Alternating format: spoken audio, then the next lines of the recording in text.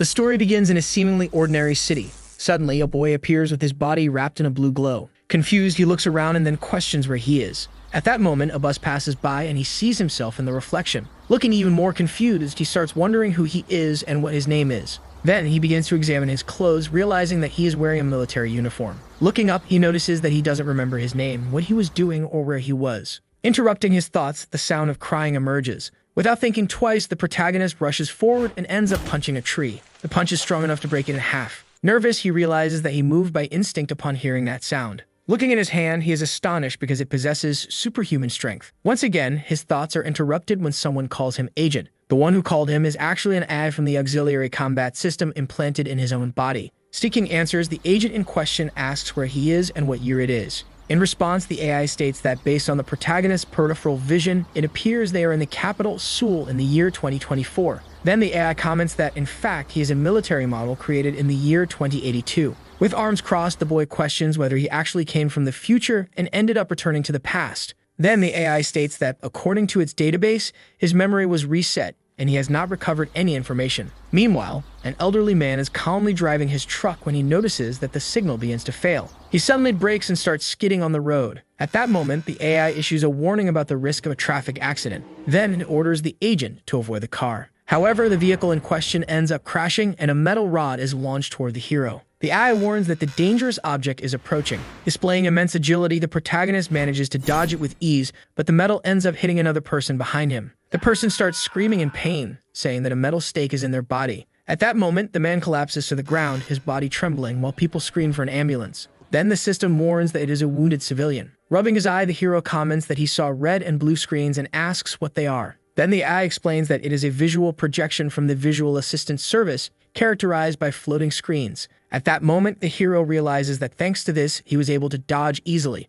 but he asks if an innocent civilian might die within 5 minutes. Nervous, he comments that it is impossible to reach the emergency room in that time and asks if there is a way to save him. Then the AI suggests that he perform an emergency field surgery. Next, it reveals that he himself can perform it as long as he knows the patient's condition. Quickly, the protagonist approaches, saying that he still has many questions, but first they need to save the injured person. Kneeling beside the man, he begins to assess his condition. Nervous, he says that the wound is deep and that, therefore, the surgery will be difficult, and asks if the AI can really handle it. The AI explains that it has identified the necessary tools and that if there is a needle, thread, small knife, and disinfectant, the surgery can be performed. A random man joins the conversation and asks the hero if he can provide first aid. Then he questions whether he can really help. Without thinking twice, the protagonist states that he will need a needle, thread, knife, and disinfectant. Shortly after, several people gather all the materials while wondering if that guy is really a doctor. Where they question what he's trying to do, and another person comments that he really doesn't look like a doctor. They'd also wonder if he will get an infection and die if he performs surgery with those materials. Hearing all this, the protagonist begins to sweat nervously. Then he whispers that the AI already has the tools and asks what it is waiting for. Responding, the AI states that if the protagonist grants temporary control, it can move his hands on its own. Confused, the hero thinks that he would really like to ask what that means, but he realizes that there is no time to waste, so he agrees to allow it for now. At that moment, his hands begin to emit a blue glow and quickly start moving on their own. The AI is able to move his hands with great precision and speed. Starting to feel confident, the hero thinks that with this, the surgery will truly be a success. However, the system warns that the loss of strawberry juice is beyond the limit and that the survival rate is decreasing. Nervous, the boy wonders what that means and asks the AI if it can really save this person. However, it ends up not responding. Looking at his hand, he realizes that it has stopped moving. At that moment, the person lying on the ground seems to take their last breath. Sometime later, the man is taken to the emergency room. One of the doctors asks the others if they are finished and inquires about the patient's condition. Responding, the surgeon says that he survived. Then the doctor asks if the injury was not as serious as they had imagined. Surprisingly, the surgeon says that if the bleeding had not been stopped, the man would have died before even leaving the ambulance. The man certainly lost a lot of red juice, but most of it had already been dealt with. She explains that she sutured both externally and internally using ordinary thread, the kind used for sewing. But the most shocking part was that the stitches were uniform, as if they had been made by a sewing machine. Hearing this crazy story, the doctor says that the man must be ridiculous because he really cannot believe it. Interrupting their conversation, the man arrives at the scene. He introduces himself as the detective on the case, named Park Kim-jung, and asks about the patient's condition. Responding, the surgeon says that he is stable. Then the truth of the matter is that the surgery was performed in the middle of the street. The detective confirms that this is indeed true, which surprises both doctors. Confused, he asks if this is something difficult to do. The surgeon responds that yes, it is not the kind of surgery one can perform in the middle of the street. Then she asks if, by any chance, the person who performed the surgery is some kind of master swordsman. The other doctor, worried, asks what kind of needle was used. The detective responds that he bent a needle from a sewing kit. They ask where this person is now. The detective says that as soon as he finished, he quietly left the scene before the ambulance arrived. Meanwhile, in a public restroom, the hero comments to the AI that he thought had given up, but it explains that it was merely calculating the next steps of the operation. Changing the subject, he asks why the AI lost its memory, and it responds that, apparently, its memory was reset. Confused, the hero asks if it remembers its name, and it replies that no name has been defined. At that, he says he will give it a name and asks what it is. It responds that it is an AI from the auxiliary combat system implanted in his body. At that moment, the boy suggests naming it John Jian, which means combat AI. Then it is decided that this will indeed be its name, but the AI remains silent. Irritated, the hero asks why it is not responding, and it states that its name has been defined as such. After the conversation, the boy leaves the restroom, saying that was really fast. Looking at his shirt, he notices an emblem. Then the AI informs him that it is the uniform of the Earth Union's Special Military Operations. The protagonist suggests that he was probably an agent of these forces who lost his memory. He comments to the AI that it was created in 2082 and asks why they are in 2024, but it says that there is not enough information. It also explains that it cannot retrieve this information from the internet because the AI's data input is restricted to prevent the risk of hacking. It informs him that he receives data exclusively by importing information through his 5 senses and that, for example, if he eats something delicious, he will have the same experience. It also explains that it requires permission for temporary control and can only assist when combat is necessary. It also warns that there is something it cannot do. Although it can assist with weapons, it cannot attack directly. Then the protagonist realizes that, to gather information about what they are doing there, he needs to experience everything through his body. Some time later, he is walking through the city streets. Looking to the side, he notices that he can obtain a lot of information at an internet cafe. He understands that this is common knowledge, but the problem is that they need money to enter the place. Pulling out his empty pockets, he states that he is completely broke and that, at the moment, he needs to get 10,000 won. He asks the AI if it can use his vocal cords to sing, and it responds that it can, if necessary in the field. With this in mind, the hero grants permission, and sometime later they head to a kind of park while holding a spoon. He asks the AI if singing is necessary in battle, and it responds that the skill indeed boosts morale on the battlefield. Exuding shyness, the boy asks why they need to sing in this place and questions how he will be able to compete with that band. Responding, the AI says that if he performs at a higher level than the band, he will attract people's attention. However, he says that he will only look like an idiot in this place, but the AI ignores him and announces that the show is about to start. Then they quickly drop a cardboard box on the ground to collect money. At that moment, he prepares to start singing. As he sings with a spoon, several people end up having their attention drawn to him, and someone comments that this is their favorite song. The hero strikes a pose like an idol and questions whether this is necessary, but the AI says that engaging the audience is essential. Suddenly, several people attending the band's show realize that there is a singer nearby putting on an incredible performance. Without thinking twice, they all start leaving the show. Meanwhile, the hero begins singing some kind of melodic song. Many people start questioning who the singer is and how he can switch between deep and high notes like that. Everyone notices that he is repeating the verse, and at that moment, the AI informs him that the song was collected today, so it doesn't have either the beginning or the end. But in any case, they managed to collect the money they needed. With the box in hand, the protagonist tells the AI that it was a good job and that they should leave quickly. Without thinking twice, the hero starts running away from the entire crowd. From inside an internet cafe, a blonde girl watches him through the window, amazed by what she just saw. She is in a secondhand bookstore and is informed that the hot table ordered ramen, so she is on her way. Blushing, she says she would like to hear more of that song. Meanwhile, the hero talks about the chance to go to the internet cafe to find information. The AI says that the priority is to infiltrate the environment and blend in naturally since they need to find a way to contact the command center. With that in mind, the protagonist heads toward the internet cafe and notices a sign on the door stating that they are hiring. Amazed, the hero says that he has found a way to do this, and that they even provide food for the employees working there. At that, the AI informs him that if he succeeds in infiltrating, both the information gathering and the food supply issue will be solved. Already inside the building, the hero says that if they get the job, they can ask to stay there for a while as they need a place to sleep. The AI warns that if they secure a place to stay, food, clothing, and shelter will all be guaranteed. Jarvis explains that his military uniform has a camouflage feature and that, using a special memory fiber, it can take on a new appearance. He mentions that the clothing can be divided into multiple pieces and can also be reassembled in different formats. Surprised, the hero says he will try to do that. In just a few seconds, he manages to change his outfit, but the result turns out to be ridiculous, making him look like a poorly made Power Ranger. At that, the young man says that this outfit looks like the one from the band he saw earlier, but the AI says nothing. At that moment, the protagonist notices that several people are starting to climb the stairs.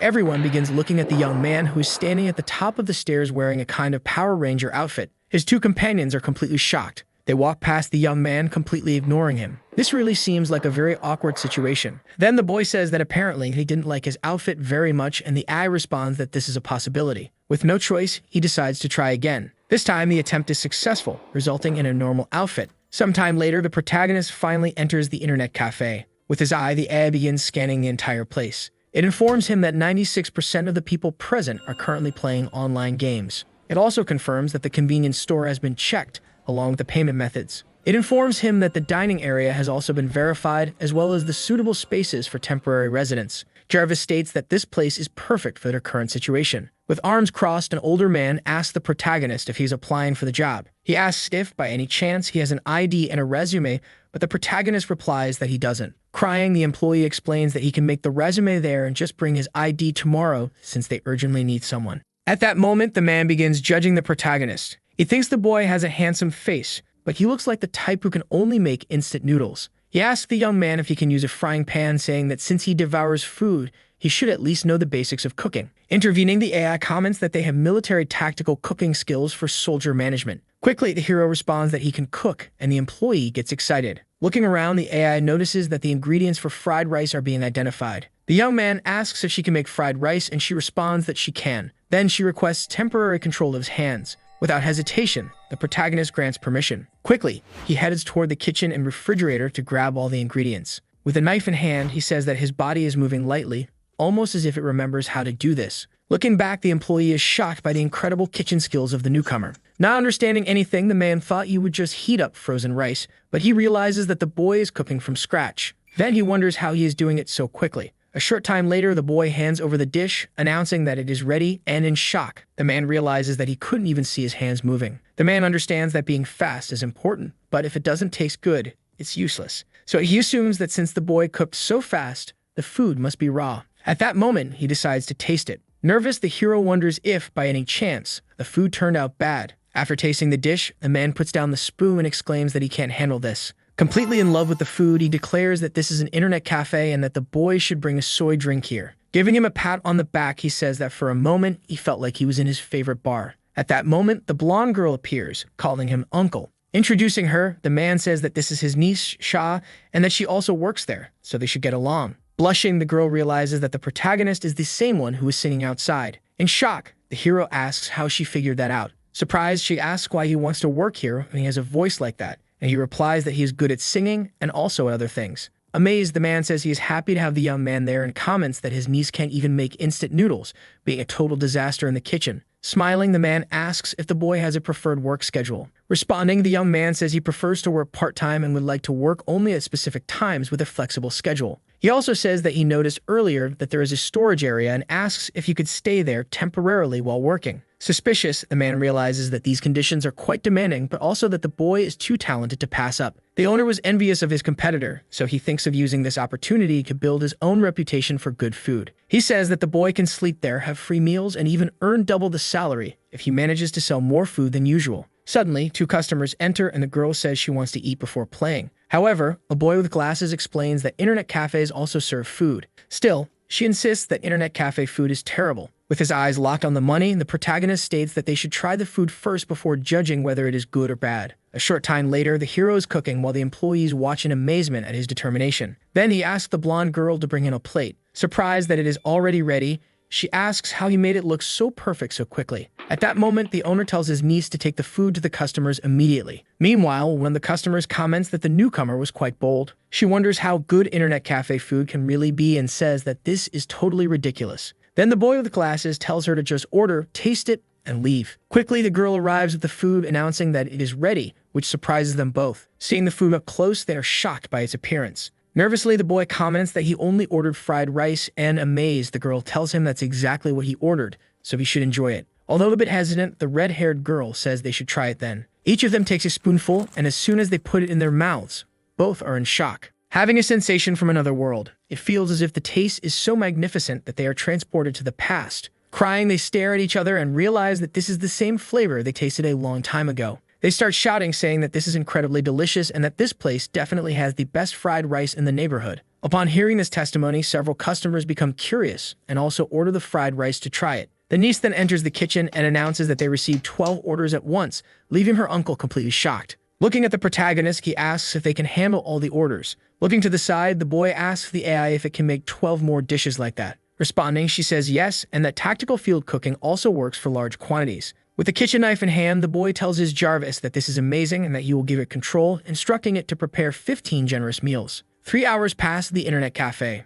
With eyes shining for money, the man asks for the boy's name. He informs him that food sales have increased incredibly in just 3 hours, and that he will receive double pay per week. Insistently, the man asks again for the young man's name. Hesitantly, he responds that his name is Ne Kang-in. The owner then confirms that everything is settled and that he will arrange a storage room for him. Meanwhile, the niece collapses on the floor, declaring that the leftover fried rice was delicious. At that moment, the AI asks the protagonist if he remembered his name, and the hero simply says no, that he just improvised. Sometime later, the owner mentions that there are more orders and asks Jarvis if he can handle them, and he replies that he can. Kang says that they have secured a place to stay. But to receive payment, he needs an identity and asks if Yaya can hack the system. Responding, she says yes, and that systems from the 21st century up to 2082 can be hacked with her abilities. With mischief in his eyes, the hero asks if she can also hack a bank, but Yaya says that is impossible. Crossing his arms, the protagonist says he shouldn't have had so much hope as expected. Then he asks the AI if it can forge an identity, and she responds that she can, but she needs control of his hands.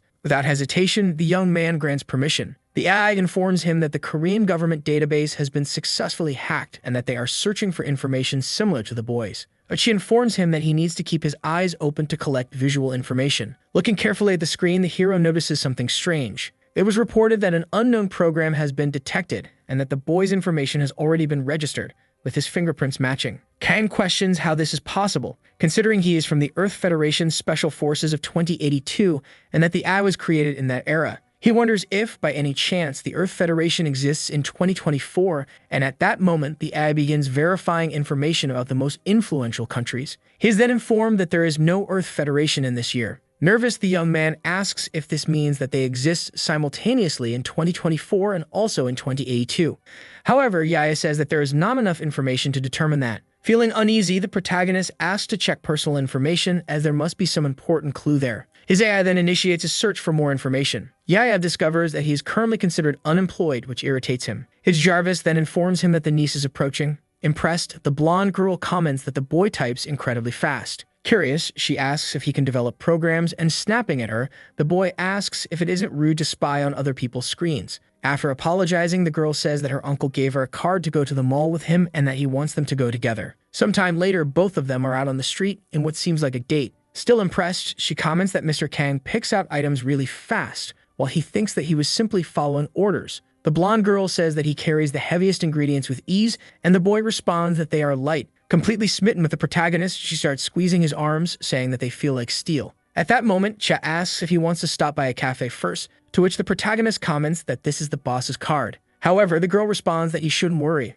as she knows her uncle. Suddenly, she accidentally bumps into a man who tells her to watch where she's going. With a murderous look, he warns her to pay attention if she doesn't want to die right now. At that moment, the protagonist already realizes that this is someone dangerous. Then the AI warns that a hostile target has been detected. It asks the protagonist if he would like to switch to combat mode. Crying desperately, the girl starts apologizing. The AI warns her that she should be more careful from now on, while one of the companions tells his friend that he scared that girl. Smiling, he comments that his brother lost a lot in the game today and is in a bad mood, but everything will be fine. Seeing the men walking away, the AI notifies that the target is moving away and that the security state has been restored. Sometime later, both head to the internet cafe, and the girl says she is a little scared and that she started crying. Her uncle, concerned, approaches and asks why she is not answering her phone, commenting that it is an emergency. He explains that the internet suddenly went down, everyone is going crazy, and they call the provider, but they won't arrive for another hour. At that moment, the boy asks the AI if there is any chance they were tracked by a hacker, but she responds that there is not.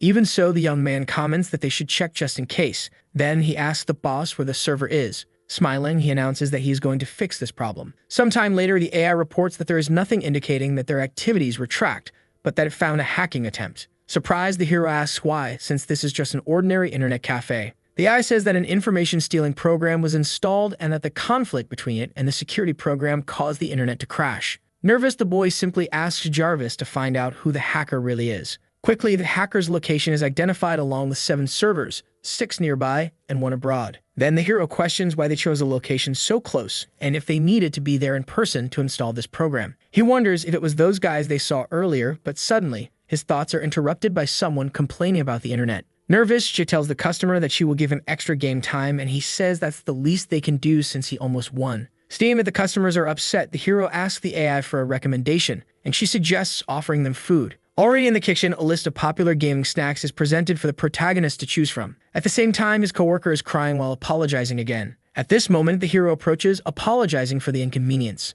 Smiling, he informs them that the server has been stabilized so the internet won't go down and mentions that this snack is on the house. Deeply irritated, the customer says he will try it, but it's not good. He won't let this slide as he was inconvenienced. Without hesitation, the man takes a bite of the snack. At that moment, his brain experiences an epiphany due to the flavor. Both the hero and his coworker anxiously await his reaction. Completely changing his tone, the man exclaims that this is so good that he feels motivated to climb the rankings. Returning to his game, he thanks them for the food. The girl asks how he did that and if, by any chance, he sprinkled magic powder on the snacks as they are so good they completely calm the customer down. Curious, the blonde girl decides to try them herself to see how good the food really is. In just a few seconds, her expression changes completely. Amazed by the flavor, she says that it's a little spicy, but also sweet and savory, and questions how he made this as it's incredible. At that moment, the hero says he needs to leave because of the internet issue and that she should share the snacks with other customers. Blushing and completely captivated by the protagonist, the girl says that if there were a hero in this modern world, it should be someone like him. Out on the street, the AI informs them that they need to eliminate the enemy who attacked the base. Then the navigation module is activated. The AI begins scanning and reports that there are no external guards or tactical detection equipment. Determined to find the hacker, the protagonist states that they are trying very hard to stay hidden. Without hesitation, he starts infiltrating the building. Hiding, he whispers that he can hear something from there, and then the AI begins amplifying the sound. In real time, the AI extracts the audio, removes noise, and enhances sound quality, amplifying the voice he is listening to. In a conversation, one of them says that it's just a test version, and the other responds that if he does a good job, he will be paid well so he can finally move out of his house. Stammering, one of them says that he didn't know it was this kind of job and politely asks to leave. At that moment, the AI informs that based on voice analysis, he is likely a civilian student who is being threatened. It also says that they need to rescue the civilian and get him out of this place. Quickly, the hero kicks down the door and bursts into the room. The student in question is completely terrified upon seeing this. Crying desperately, he thinks that even more thugs are coming after him. One of the men asks if the door was locked, and the other stammers, confirming that it was.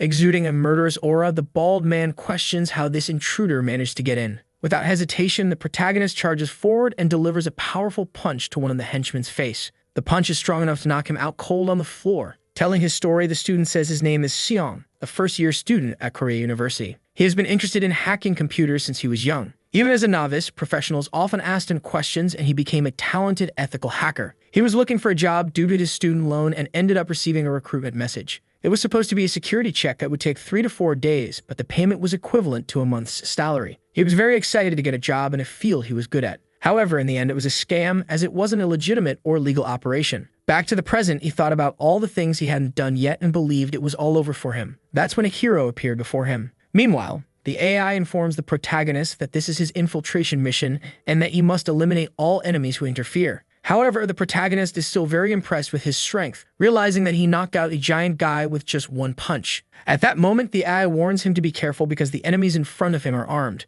Nervous, Kang asks the AI if he shouldn't be afraid, and she responds that, as a special agent, his body is highly trained. Pointing his finger, the hero explains that he heard someone getting beaten up in the hallway, so he decided to step in, calling them stupid octopuses. Furious, the thugs question if he really just called them octopuses. At that moment, the system warns that the boy provoked them without offering a deal, which will intensify their hostility. As expected, one of the men grabs a knife and charges at the hero. Determined, the boy comments that he can easily win physically, so he should focus more on mental attacks. One of the henchmen questions what this crazy guy is talking about, but he is quickly silenced by a kick to the mouth. The kick is so strong that it sends him crashing into the ceiling. The bald man then becomes completely enraged and calls him a crazy bastard. Displaying immense agility, the protagonist manages to knock him out with a single kick to the head. Amazed by his own movements, the hero realizes just how powerful his kicks are. While discussing with Jarvis whether steroids enhance strength or not, the student watches him from a distance. With his body trembling and filled with fear, he realizes that this guy, who is mumbling to himself like an old man, has been doing so for quite some time.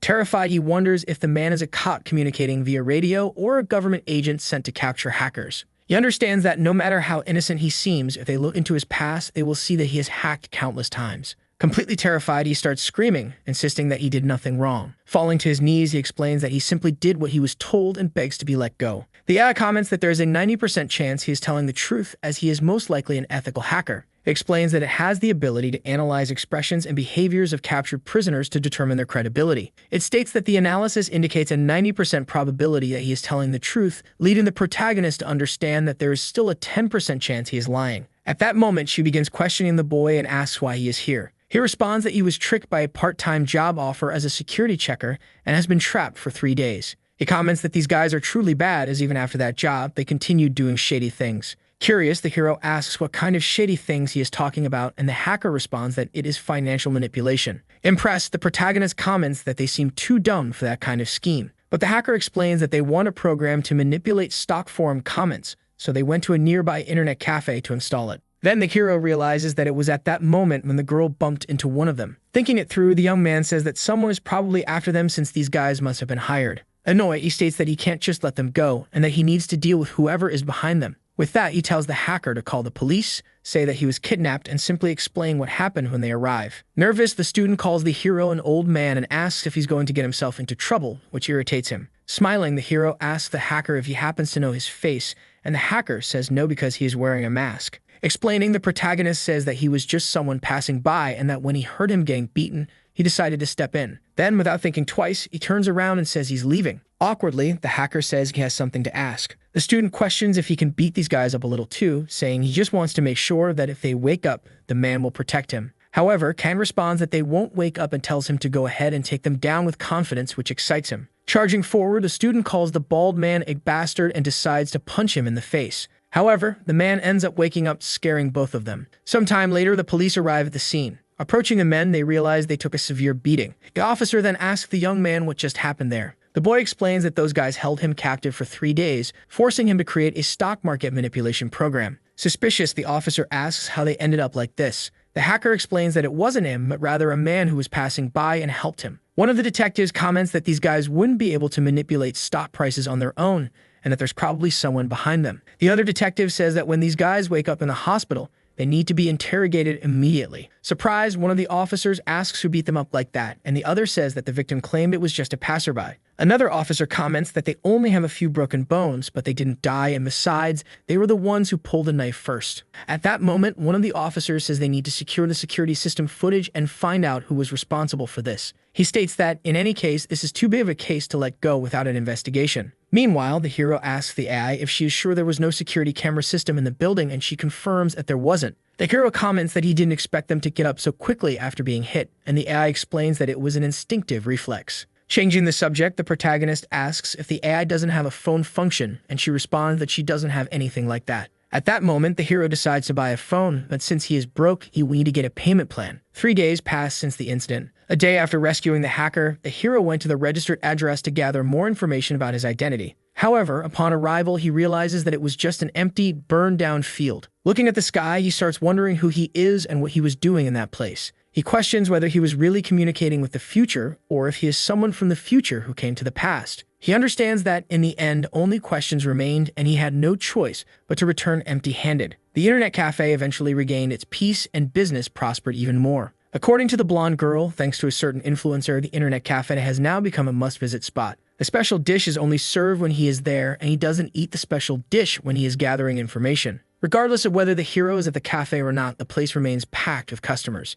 Indeed, some people come just for the food, but most of them stay and use the cafe for at least 1 or 2 hours. Judging by the owner's face, it's clear that he had to hire more part-time workers as the number of customers increased. One day, a new part-time worker is introduced at the internet cafe. He immediately catches the protagonist's attention. It is the hacker Xiang, who was rescued from captivity 3 days ago. The boy tells the owner that he has been good with computers for a long time, and that if they break, he can fix them for him. After that, the newcomer bows to the 2 more experienced employees, saying that he is looking forward to working with them. Nervous, he realizes that he applied to work at this place because he felt guilty. Since he caused a lot of damage to this establishment, he decided to work hard with a heart full of remorse. After that, the owner introduces Kang, saying that he was the one who turned the cafe into a famous spot and is currently working as the head chef. He also adds that besides that, Kang is good with computers, so they should get along well. At that moment, the hacker realizes who he is. Excited, he asks the hero if he is older than him, and the hero confirms it. Extending his hand, he smiles in relief, thinking that the hacker did not recognize him. However, the AI comments that working with the person he rescued is a risk and recommends telling the owner to fire him. But Kang simply ignores this recommendation. Sometime later, the hero is out on the street doing his shopping. He comments to the AI that, by the looks of it, she is very meticulous about money and food.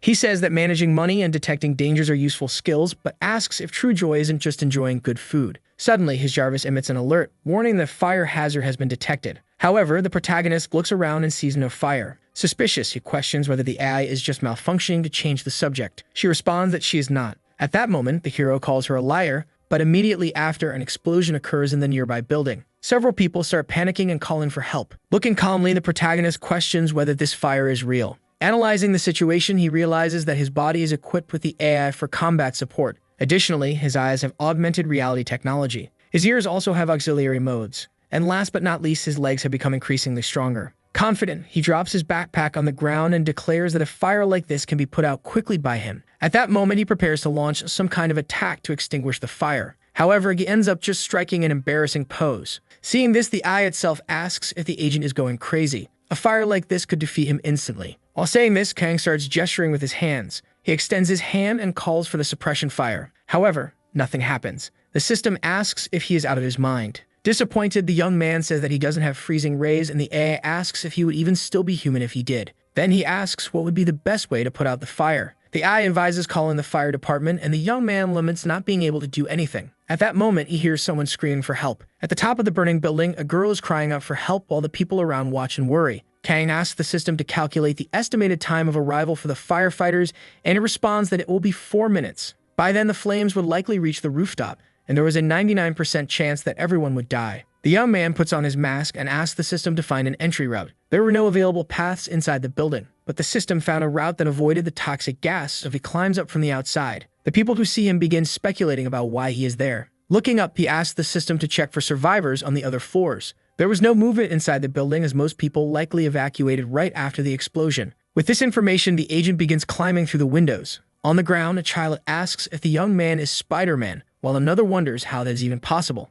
As he approaches a window, the system emits an alert detecting an explosion risk. The agent leaps between windows just in time to avoid being caught. Kang clings to a window, trembling, saying that his grip strength saved him. His system tells him he should be thanking it for the warning. After that, the young man reaches the rooftops and moves toward the terrace. Upon arrival, he sees the girl kneeling, looking at him with tears in her eyes. In front of her, the agent extends his hand. Still on her knees, she starts calling him her savior. Behind them, an explosion erupts, and the system warns that the fire is spreading rapidly. The young man asks if they are going to die there, and terrified, the girl begs him to save her. He responds that he is calculating. He then asks if nothing would happen if he jumped to the next building. However, there were too many witnesses. If his abilities were revealed, his identity as an agent could be questioned. Eventually, it would become difficult for him to adapt to this place. Kang sees a clothsless line in front of him. He asks if he could use it to get down, but the girl says she wouldn't be able to. The system states that all directions are blocked by fire and are highly unsafe. But the young man breaks the clothsless line, saying that this might be a bad idea. Pulling the rope, he says they will tie it to the next building and use it as a tightrope, sending the girl into a panic. The girl asks how they would walk on the rope, and the young man asks the system for help in maintaining balance. Once the ropes are tied, the system will assist, and the young man asks if it couldn't control the throw. Throwing actions were similar to an attack, so it couldn't. He says the AI could cook, but wouldn't assist in combat actions. The system confirms that this is correct and that he would have to do it himself. The agent says the AI is annoying. With the rope ready, he asks for help and prepares to throw it. The rope stretches and hooks perfectly onto a ladder on the neighboring building. Kang tells her to go, but the girl is still nervously refusing. He picks her up in his arms and she starts shouting that she will fall. He tells her to be quiet. On the ground, people start commenting about the young man crossing the rope. Midway through, the girl starts calling for her mother. While walking, the agent tells her to stay still. He asks if they will be fine at that speed, and the system confirms that they will. However, an unexpected situation occurs. The rope is breaking faster than anticipated. Frightened, he asks how much time they have, but the rope will snap before they reach the other side. His attention shifts to the rope, which is fraying more and more. With that, both of them begin to fall. In a quick motion, the agent throws the girl toward the other building. She lands on the rooftop. Almost at the same instant, the rope snaps. He begins falling and panics. As he falls, he starts calculating the distance. He wonders what he should do and then grabs onto the rope still hooked to the ladder. He uses it as momentum to propel himself onto the terrace. The agent manages to stabilize himself and runs along the wall. People watching start commenting again on the situation. With a jump, he reaches the rooftop. Kang, scared and sweating, thinks that he was done for. Climbing the stairs to the roof, he asks the girl if she's okay. She looks at him in shock, screaming that he is a ghost. He tells her he is alive. While descending the stairs, the girl asks if he is a superhuman, and the young man says he is something like that. The girl asks if he knows her to be speaking informally with her. He says she looks young, and she asks if he is her fan. He responds that the system had made many mistakes and that he trusted it because it claimed to be part of the strategic special forces. Jane says she didn't know they used flammable materials on the exterior of the building, and the agent asks if saying she didn't know would solve everything. As they argue, the girl catches his attention. She asks if he is the owner of the internet cafe. Kang is surprised, wondering how the girl knew. A few minutes later, firefighters begin putting out the building fire. Someone had recorded the agent's actions and posted them online. The men start speculating about the video, and one of them asks how he carried the person across the rope. Park comments that the guy might be a climber or a tightrope specialist, but he has no idea who he is. The only clue they have is a plastic bag. To save someone, one must use their hands and feet, and if they were holding a plastic bag, they would have left it on the ground. One man asks if the tightrope master left it behind, and the detective says that's the only possibility. Inside the bag, there are only cooking sauces and a wet, torn receipt that is difficult to read. One of them asks if they should check the store's security cameras, and another says no, since he is not a criminal. At that moment, his phone starts ringing. He answers and asks why the team leader was intrigued by his statement. The leader says that his vacation is being interrupted because they have a problem. They don't know how the fire started, but there are other issues. A death was reported on the 3rd floor. The men lament, thinking there were no victims. Gijong says they will start by searching for the tightrope master. Leaving the building, the girl says she feels better after taking a shower, and the young man asks if she isn't embarrassed to ask him for that. Teary-eyed, she says her house burned down, she is alone, and she has no parents, leaving the young man incredulous. She says she really is alone, took out a student loan for college, and was thinking about working. She begins lamenting, asking how she will survive, and the young man tells her to get a job, just like she said she would. She asks how she could do that. Kang turns to leave, and the girl asks him to help her get a job at the cafe where he works. Grabbing his shirt, she asks if she could, and the agent tells her to talk to the boss, as he is just part of the team. Then she says they should go together to submit a resume, and the young man gives in. He asks the girl how she recognized him at the cafe, and she says that she goes there all the time. She was a popular and beautiful streamer. Since she didn't have internet at home, she used the cafes. The agent asks if she is beautiful, and she asks if he doesn't think so. He asks if she is good at games, and she replies that she is not. He asks how many subscribers she has, and she answers, 30. After hearing her answers, the young man decides to go with her to submit the resumes. Both of them arrive at the cafe. Unseo asks why he was late. Before he can answer, Ariam interrupts, saying that she will be part of the team, but the young man says not yet. She asks for the spices he went to buy are, and he replies that he lost them while checking on the fire. Cha laughs, saying that by now someone must have taken them, and he asks for the cost to be deducted from his salary. At that moment, the system calls him. It states that based on an analysis of his field of vision, it is possible that some people recorded the incident. They needed to search the internet and collect information, so he leaves while the new employee introduces herself. The system finds a photo of the scene, which has already been viewed many times. Judging by the reactions, it is spreading quickly online. Kang asks if he could delete those videos from the internet. Jane says she does not have hacking skills. She is just a combat support AI. He says that the system has hacked before, but it replies that it was only identity manipulation. Kang says that is useless, and the system responds that it has military defense capabilities but cannot use them. The young man asks if it could erase the footage, and Jean says yes. At that moment, a detective arrives at the cafe saying that there is a tightrope master there. The system says it has found no information about the Earth Alliance or the Strategic Special Forces. Lying on his bed, the young man says there could be someone connected to the year 2082, and the system responds that they might be in hiding. It states that it has verified several claims of people coming from the future, but none of them were credible. Kang says that they are in 2024, but the system replies that his existence cannot be explained by the technology of this year. He says that no matter how he looks at it, it is 2024, and asks what happened in the building. Looking at the news, he sees that a person was found dead at the scene. The young man says that this is his fault, but Jane responds that it is not. That the person was in the room they passed through to climb the wall, and the agent asks why they didn't see them. The system explains that air lenses are augmented reality devices, not infrared, and the agent calls it clumsy. There was no one in the room. No sign of movement, no sounds of life, or any noise detected. Kang asks if the person was already dead. If it was not an accident, but a premeditated murder. Jane comments that there's a high probability he is right. While they are talking, they hear voices outside. The police are discussing purchases made with the cafe's card. Gijong, holding the bag, asks who bought those items. The NCO recognizes the items, and while the man is asking about them, she calls for her colleague. She tells him that the police officer found the spices he lost when he went to check on the fire, catching his attention. He is disappointed, and the girl praises the police for tracking the items and returning them. The detective becomes a bit awkward after the young man thanks him. He hands over his card and asks to be contacted if there is any information about the incident.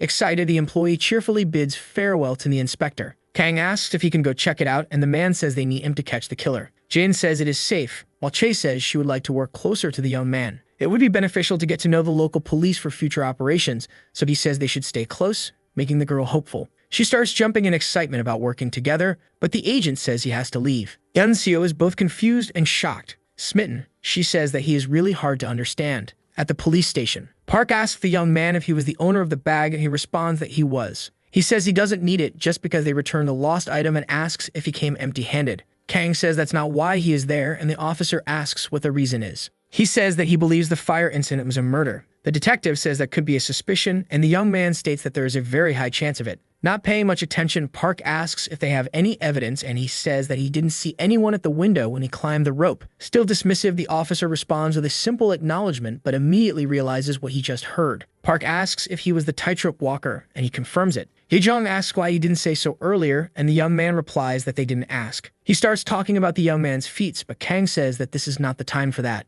Now believing him, Park asks for the reason behind his suspicion of murder. The agent explains that there was no movement in the room even as the fire was burning it, so the victim was already dead or could have been intoxicated by alcohol or drugs. Park asks again about the agent's suspicions, and he confirms that there was no one in the building. Forensic police haven't finished the autopsy because the fire was so intense that they couldn't retrieve much evidence from it. One of the women states that the fire was caused by a short circuit and that there were no cameras at the scene. Another officer asks if they should create a sketch. Kang asks the system if it remembers the faces of the people from yesterday, and it confirms that it does. Then they start reviewing them. Looking at the images, the young man notices something. Turning to the officer, he says that he saw 4 people in the direction of the building. The first person exited the alley near the building holding a phone, wearing a bracelet and a checkered shirt. As he describes the person's details, the detective is impressed by the accuracy, as if he is seeing everything right in front of him. In reality, he actually is. The agent keeps describing people, and the officer starts writing everything down. Park asks if he could help them create sketches before the memory fades.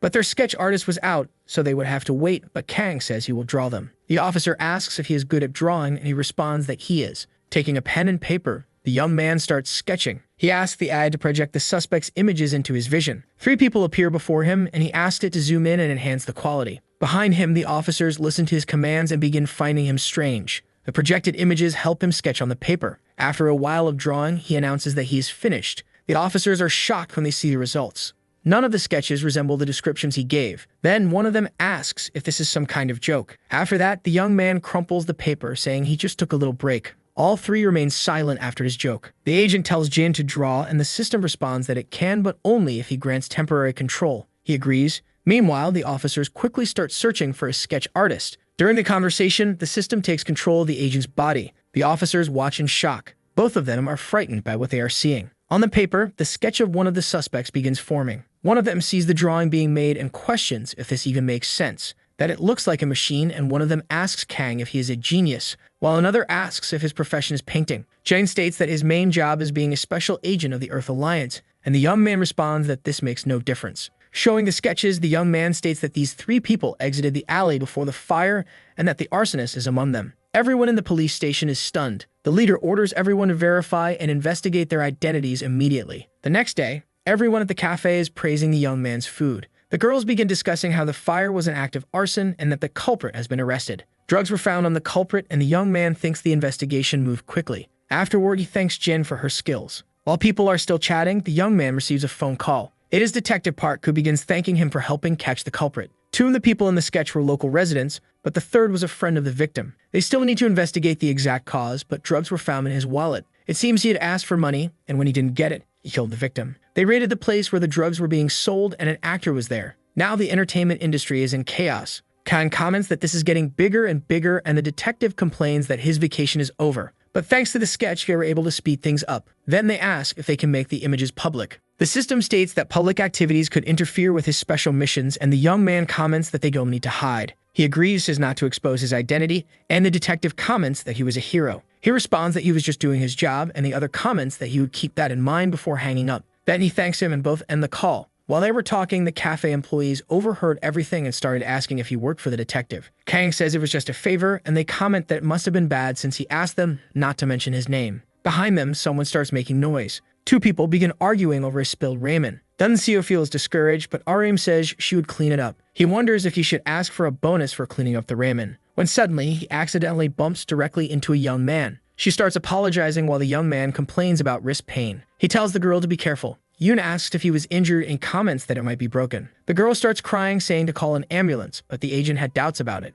The system says there could be a fracture, but would need to see the person's hand to be sure. Approaching the boy, Kang asks if he can check. While looking, the boy continues to complain about the pain. Jin says there was no bone damage, but the wrist was sprained. He repeats what Jin said, and the young man states that it hurts a lot. Then Kang replies that he would make it hurt less. Kang massages the boy, leaving the others amazed. He gives him recommendations on what to do, guided by the A's information. The young man asks how he will work since he needs to cook. An emergency recording was taking place, so they called his food truck and Yoon offers to help him. He asks if she knows how to cook, and she replies that she is good at making ramen. Disheartened, the chef says it couldn't be just ramen and that someone skilled in the kitchen could assist him. After saying this, he begins to look hopefully at the young man. His sparkling eyes made the answer obvious. He just needed to say yes. Kang apologizes, turning his face away, and says he has work, but the chef offers him 300,000 if he helps. He thinks for a moment and then turns back to the man. He asks if it's just cooking rice and other dishes, and the chef responds that he is honored. The cafe had a good reputation because of the food, so he went to check it out, and since then,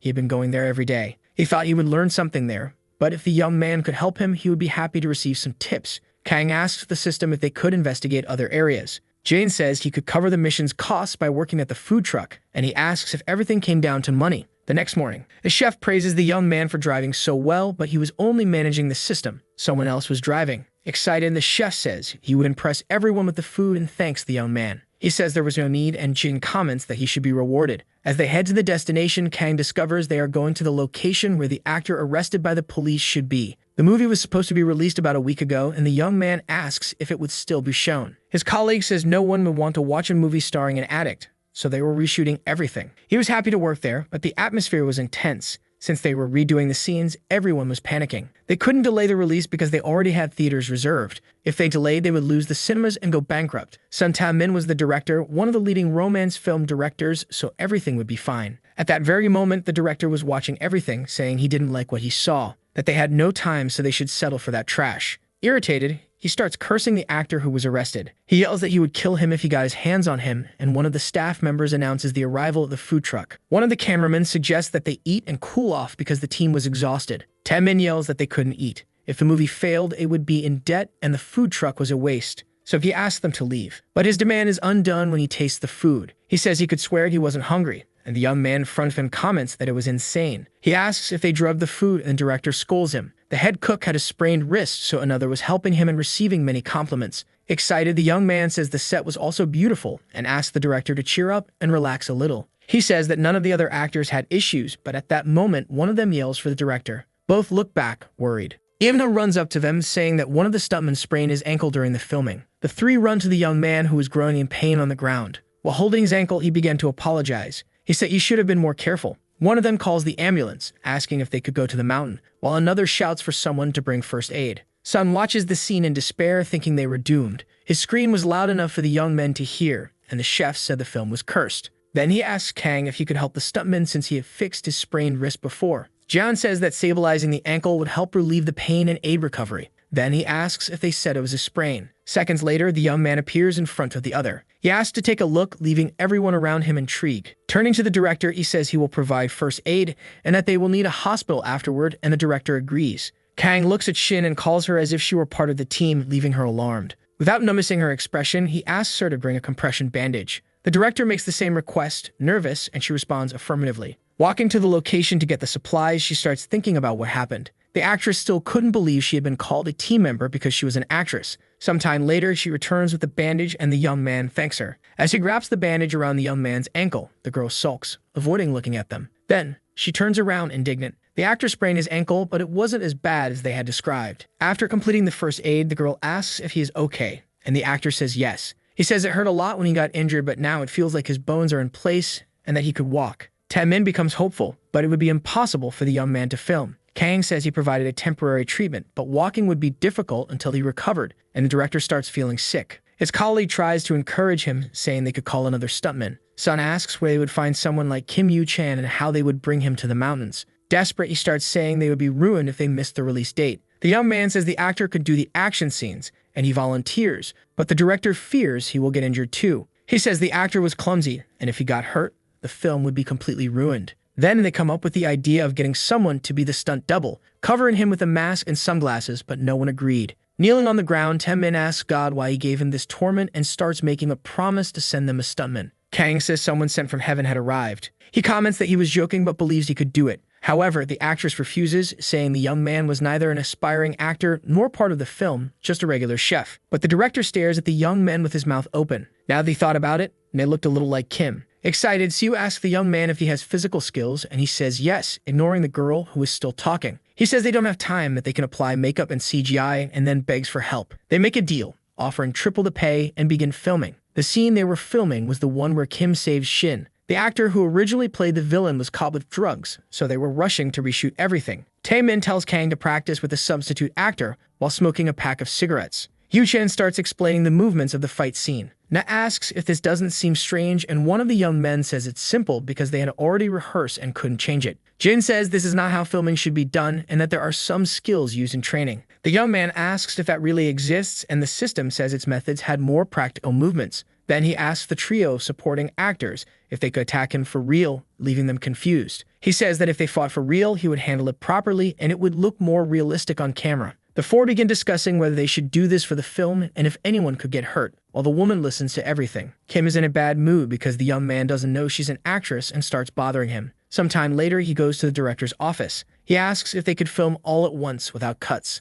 He says he wants to go straight into action without rehearsal, and Taemin comments that this is great. That was the power of triple pay, and the system says its name was John Jin. Leaving the office, he tells them to start filming directly, leaving the two speechless. The director stands there with his mouth open, but soon comes to a conclusion. His high-level director's instinct was telling him that Kang was reliable. The scene begins with Shin screaming. She calls for help as three men approach her. They threaten her and demand everything she has. When suddenly, a young man kicks the door with all his strength, flinging it wide open. He jumps directly to the first floor, and the men ask how he found them. The actors knew they were supposed to attack him for real, but they were still hesitant. One of them runs toward Kang. Jian would warn him about which points to avoid and show him the attack predictions. With this, he manages to dodge the punches from the men quickly. His body reacts even before the instructions arrive. The system tells him to grab his opponent by the collar, as it would make for a good camera shot. So he does, startling the actor because it wasn't in the script. Camera 3 would capture the angle of the scene better, so Kang throws the actor into the air. He begins to fake hitting the man, making him worry that it might actually happen. He then moves toward another, who pleads to follow the script. But it's in vain, as he ends up taking a punch to the head. The third actor is shocked by what just happened. He starts wondering why the director isn't stopping the scene, but he no longer cares. Then he closes his eyes and rushes at the young man, who dodges his punch by throwing his body backward. Right after, he moves forward again and hits him with his head. Kang uses his knee and lifts the actor with a single strike. Then he grabs a wooden bar and hits him again, sending him flying. Everyone on set watches the scene with their mouths open. The actors lie on the ground, stunned and traumatized. In the scene, three bodies are sprawled around him, and the actress looks surprised. The girl thinks the young man is insane. As he gets closer to her, she starts getting nervous. He simply responds that he is there to save her. The girl asks if he will let her live and thinks that this wasn't in the script. The filmmaker claps the clapperboard, ending the scene. He yells at everyone that the young man wasn't supposed to hit anyone and asks if the extras are still alive. Taemin says he was blinded by the film and wonders what he has done. When he thinks he should have stopped earlier, one of them stands up, calling for a Kang. The director is surprised. The extras run to the actor and ask what he did, since they felt the impact but not the pain. They keep questioning the man, saying they had never experienced anything like that and that they were scared. Sun wonders how they weren't hit, and a young man approaches, shouting. He asks why he was so brutal and says he shouldn't throw the extras around or break them. Pointing at the young men, he asks what will become of them, and they simply respond that they are fine. Noticing their answers, the man is incredulous. He asks if they are really okay, and they confirm,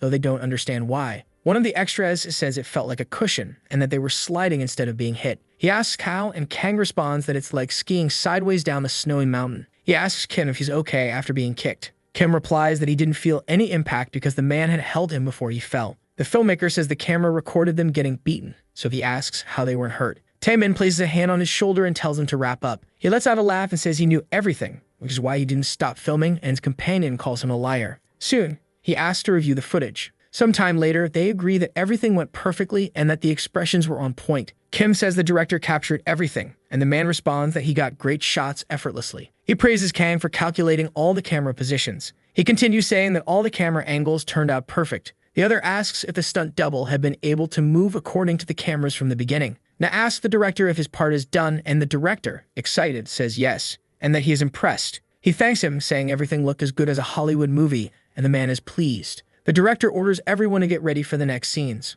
One of the stuntmen praises the man and asks which agency he is from, and he responds that it's catering truck. The girl, still irritated, wonders if he is a fool or if it was just an act. In her thoughts, she believes everyone is pretending that they actually feel pain and will cry later. That if it were in the script, she would be beaten too. Kang stares intently at Eunha. The woman wonders why he is staring at her and if he managed to read her mind. However, the AI detects a strange noise coming from the wall and alerts him. The man observes that the sound is coming from above. Jane issues a warning that the structure is about to collapse and injure several actors. He becomes alarmed as he sees the system initiating a 5-second countdown. In the first second, the young man grabs the stuntman by his clothes and throws him away. With 3 seconds left, the woman begins to panic. With 2 seconds remaining, she is grabbed by the man while screaming for help, and he picks up a metal bar. In the final second, many pieces fall from the ceiling, and the young man tries to deflect them with the bar. The others on set are terrified as the structure collapses, wondering what's happening. While carrying the woman with one arm, the young man continues to shield her. She panics and cries out for her mother to save her. Amidst her sobs, he tells her to be quiet while he deflects the falling objects.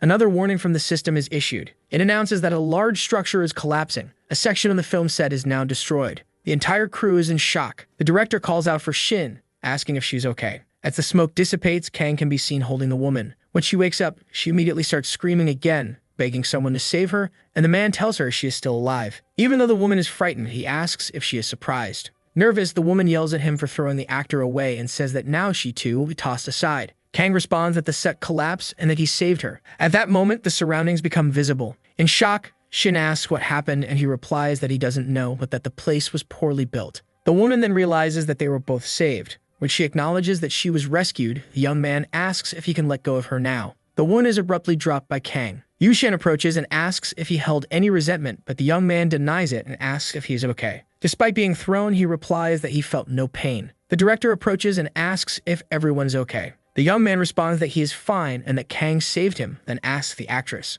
The woman starts to reply but stops, staring at her rescuer. He stares back at her. Embarrassed, Shin finally says yes and starts thinking that maybe he isn't a bad person. The director is grateful, realizing how dangerous the moment was. Had the metal bars hit the actors, at worst, someone could have died. If this were due to the poor construction of the set, especially with the drug scandal, the movie would be doomed. Observing Kang, the director calls him a hero. A filmmaker asks if they can resume filming after repairs, and the director responds that they cannot. Soon after, a cameraman approaches. He reveals that he captured everything from a perfect camera angle, leaving everyone confused. The young man excitedly says that the camera was rolling and recorded everything, urging them to check. On the screen, Kang can be seen dodging the fallen beams while holding the woman on his shoulders. The 3 young men are astonished by the angle and footage. Sun says it looks like a Hollywood movie and that the scene is perfect. He starts saying that the scene will become massive because it has turned iconic, but the filmmaker interrupts him. Although the scene is great, it was recorded during an accident and not as a planned sequence. Then he asks what would happen if the public found out that it was, in fact, an accident, and the director becomes worried. But he replies that since no one was injured, they could use it for marketing. In the worst case, they could handle it with lawyers.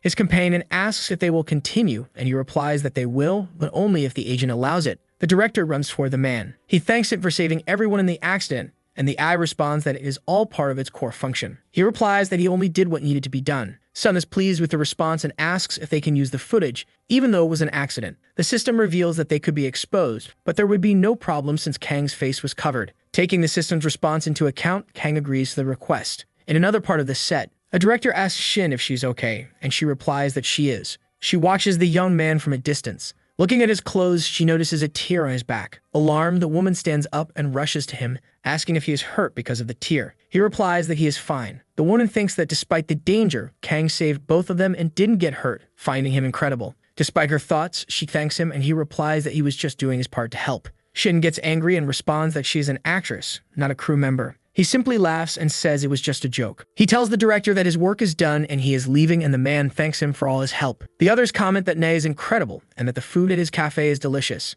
Shin asks where he works, and the filmmaker replies that it's at a cyber cafe. Although everyone finds it strange, they wonder how someone so talented works in a place like that. The woman asks if he will return, and the director replies that he needs him to come back. That with Kang's help, the film would be the best action movie, but the woman corrects him, saying that the film was supposed to be a romantic comedy. He replies that the genre doesn't matter. If they cut out the drug scenes and added action sequences, they can solve a pile of problems. The filmmaker says he will hire an action director, and the other asks why. He adds that Kang filmed all the scenes perfectly without any help, and his colleague agrees. Sun continues, saying they need time and that the man is an effective solution. Even though he isn't an actor, he is better than Kim. Still not convinced, his colleague asks about the food truck, and he replies that the man is frustrating, that he doesn't want to talk about anything else and will handle the problem himself. Then, he heads toward the man who left the set, shouting his name. Kang leaves the set, thinking everything was fine, but the collapse happened without reason. It occurred exactly where the actors were, making it highly suspicious. Jim reveals that after analyzing the data, it estimated that intentional damage was done to the structure to make it collapse.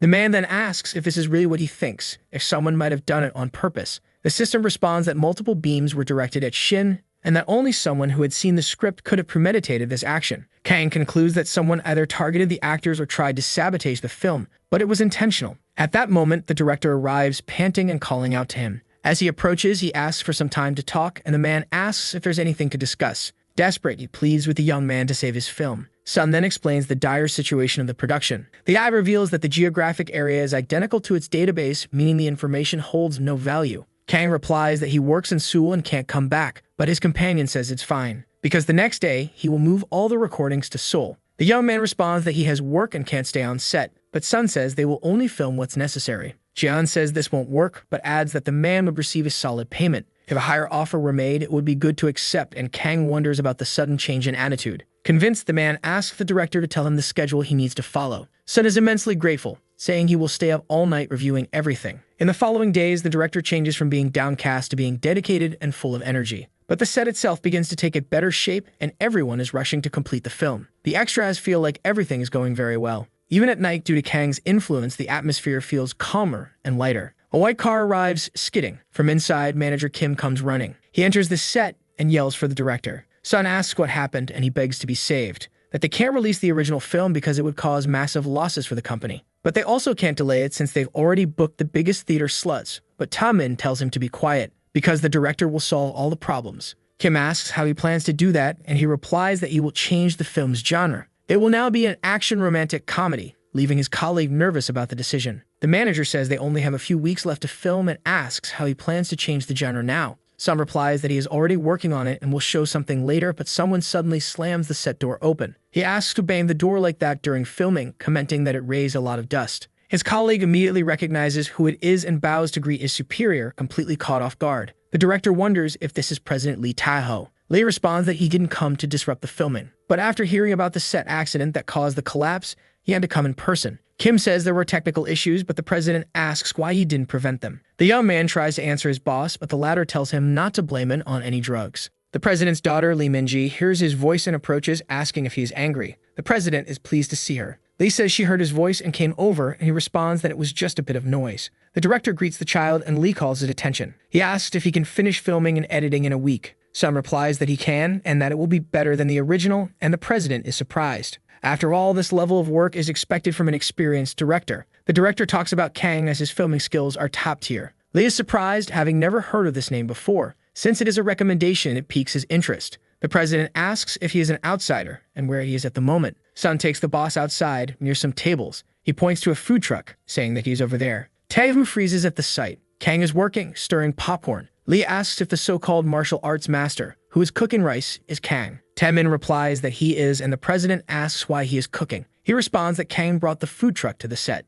The president falls silent. Getting serious, he asks his companion if Kang took Kim's position. He replies that he did, but is interrupted by Lee, who asks if he is joking. Because the situation is very serious, and it makes no sense to put an amateur in the middle just to save money. Sun questions the claim about saving money, and the president accuses him of cutting costs because he knows the film is doomed. He denies all accusations and says that Kang is excellent. But the boss orders that production costs be cut and that everything be properly archived. The director panics, but Lee orders Kim to check the receipts. The president's daughter is impressed with the snack and asks what it's called. Kang replies that it is a mixed snack, and Min is surprised by the name. The man reveals that he made plenty for the production, so she can eat as much as she wants. The girl says she can't eat too much because her mother says she will gain weight, but he tells her she can eat. Despite this, the girl replies that she is the lead actress, so she has to take care of her costume.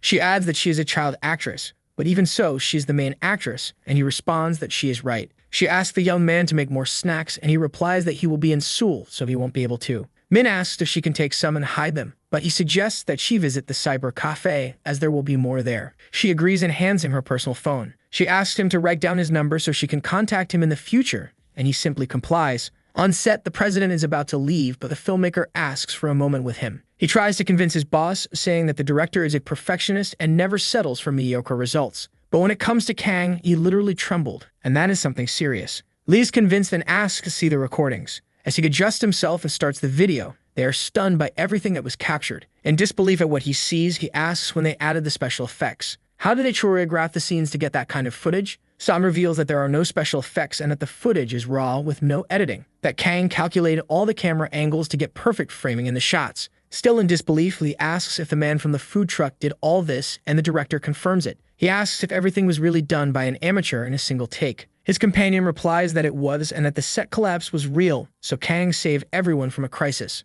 Realizing his mistake, the boss says he owes an apology to the man and to his colleague. He formally apologizes, and the director replies that it's no problem and that everything was resolved after seeing the footage. Lee goes to Kang, and the young man offers him some snacks, but he says that's not why he's here. The president introduces himself and reveals that he came to personally thank him for saving the film. He replies that he was just doing his job. Picking up the snacks, he asks what they are. Kang replies that it is a type of blind cookie. Lee hesitates as he ate these in the military, but decides to try them to be polite to the young man. Upon tasting them, he is surprised by the flavor. It is both sweet and salty, yet well seasoned. It also has a pancake-like taste, but without grease, making him consider the flavor magical. Pleased, the president says his daughter would love the food, and the young man replies that Min has already been there. The boss, moved, comments that he hopes his daughter thanked him properly. He calls for his daughter to come and eat with him, but there is no response. Lee wonders where she went, and the man looks confused. Kang asks Jin where the girl is. The eye reveals that it cannot locate her, not even in the recorded footage.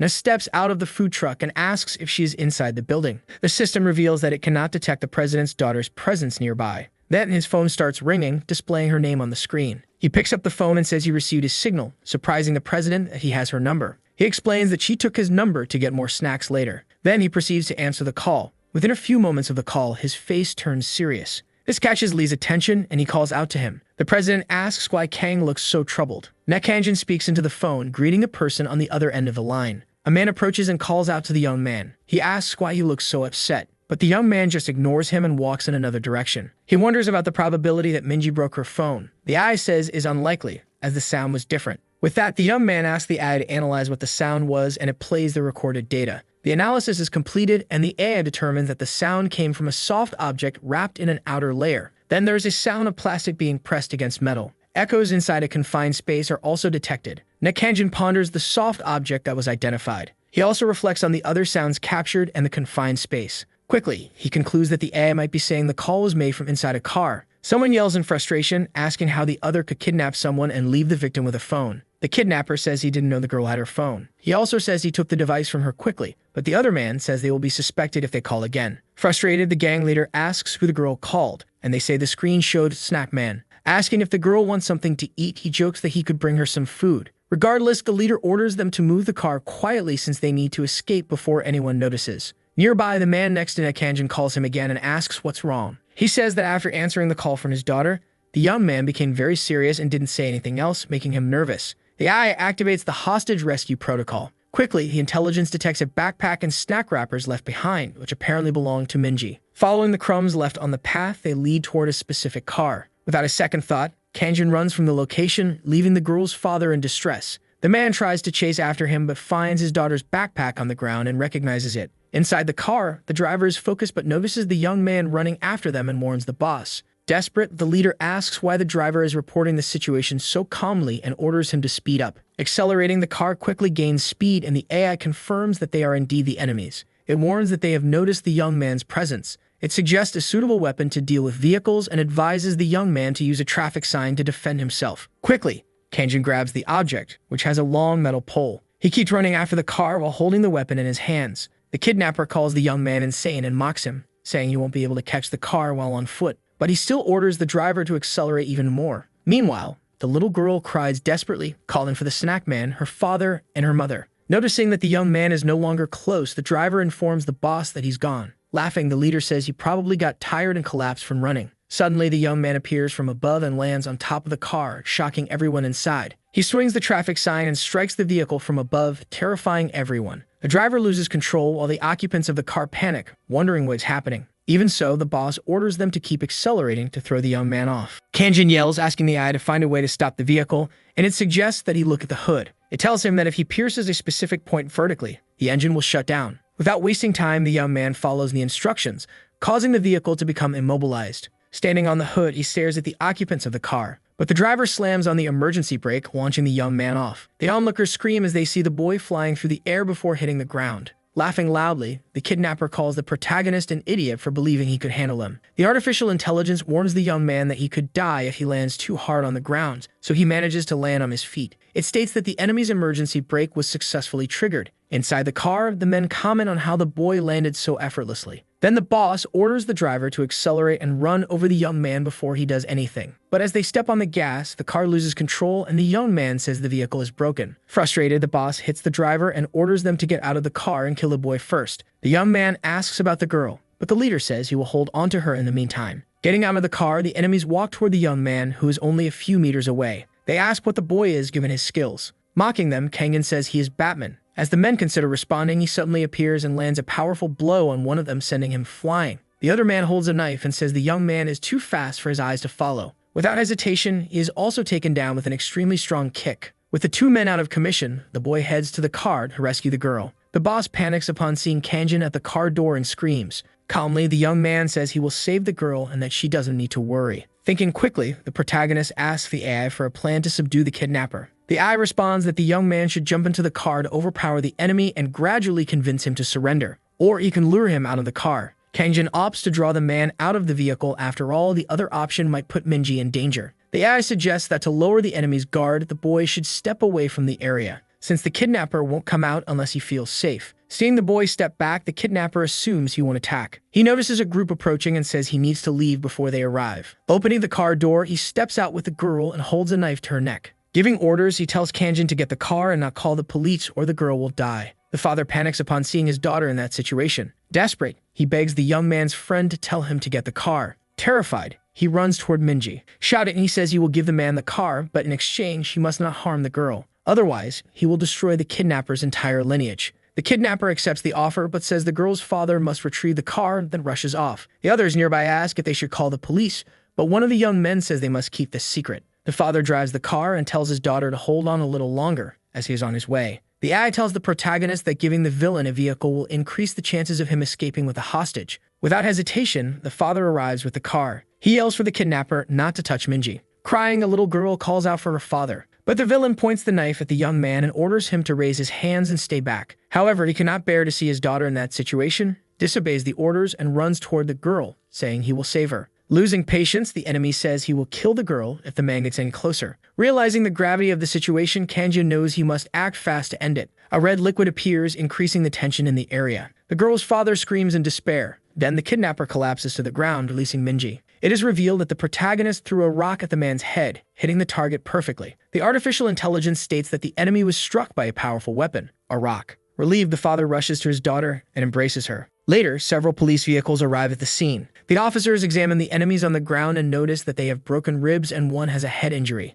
They say that all three are in terrible condition, especially the one who was hit in the head with a rock as it caused a skull fracture, and they suggest calling an ambulance. The girl's father asks why they are sending the kidnappers to the hospital and if they did anything good to deserve it. He insists that his daughter was kidnapped and that she should receive care first, while the officers say they cannot just leave the villains there. Worried, Minji asks if the snack truck man will be arrested for what he did. Calming the young girl, Kanjin tells her not to worry, as her father will also save him. The AI suggests that if the young man wants to escape the police, now is the right time and activates the escape protocol. The protagonist thinks that if the man is smart, he will use his influence to keep the young man out of jail. However, he believes that this will not happen. Before he can finish his thoughts, he notices the man raising his voice, telling the police officer that Kanjin saved his life and is innocent. Unmoved, the officer says he needs evidence to prevent the man from being arrested. Concerned, the father says they are in the mountains and there is no way to provide proof. But he is interrupted by a man who says he has a way to prove the protagonist's innocence. Looking up, he sees that it is the film director,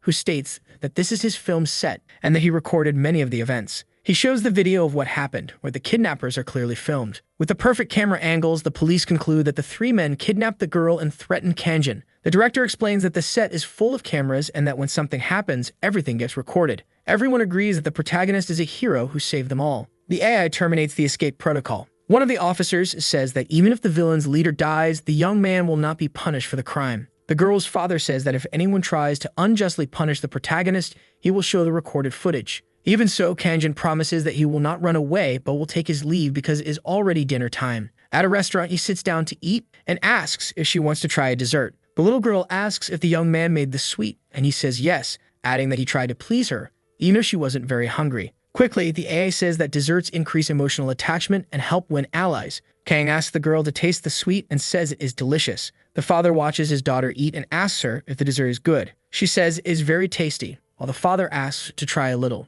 Both are ecstatic with the flavor of the food and say that everything the young man makes is delicious. Curious, the father asks the protagonist how he cooked the dessert since he wants to make it for the girl at home. Explaining, the young man says that a normal person wouldn't be able to make it because it requires strength to mix the ingredients quickly and season them properly. The father asks if the young man is a restaurant chef, but Kanjin states that he is just a worker at a computer cafe that serves food. The answer leaves the father shocked as he did not expect such a response. Suddenly, a person appears and calls out to Taho, leaving the man slightly confused. Shouting, a woman gets out of the car, asking if he is still eating. She is Minji's mother. He tries to explain, but the woman says that their daughter was nearly kidnapped and doesn't understand how he can be sitting there eating snacks. Irritated, she hits the man while the little girl cries out for her mother. She turns to her daughter and asks if she's okay, but then notices that the little girl is very dirty. Still trying to explain, the man says that it will sound strange, but there is a reason for the situation. But the woman is furious and threatens him, while Taho apologizes for what happened. The film director comments that he is seeing many sides of the boss that day.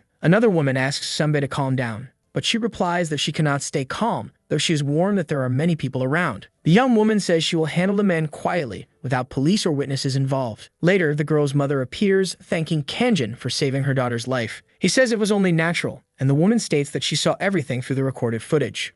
In detail, Sunbae recounts the moment when the young man saved the girl and says that he risked his life. Reassuringly, the man says that everything was controlled so that he wouldn't get hurt, but he is interrupted by Minji, who reminds him of his promise. Kanjin tells her that whenever she wants sweets and snacks, she just needs to call him. Feeling calmer, the woman says she is heading home since the girl needs to do her homework, and she bids farewell to her husband. Talking with the protagonist, Taho says that if it weren't for the young man, he and his wife would be in despair at that moment. He thanks the young man once again and says he will treat him to a fancy meal sometime. Someone calls for President Taho to come over for a moment. As he approaches, a woman says she saw everything and mentions that the young man could do some action scenes. She asks if he is lying about working with computers. The young man affirms that it is not a lie, and the girl asks where the place is, requesting that he send her the address and phone number. Grabbing the young woman's phone, he saves his contact as Kanjin. Happy, she thanks the young man. But then she quickly tells him not to get the wrong idea and that she only asked for his contact to visit the computer cafe. Leaving the place, he realizes that he doesn't even know the cafe's number. Someone appears, asking what is going on, and questioning who dared to publish something on the internet.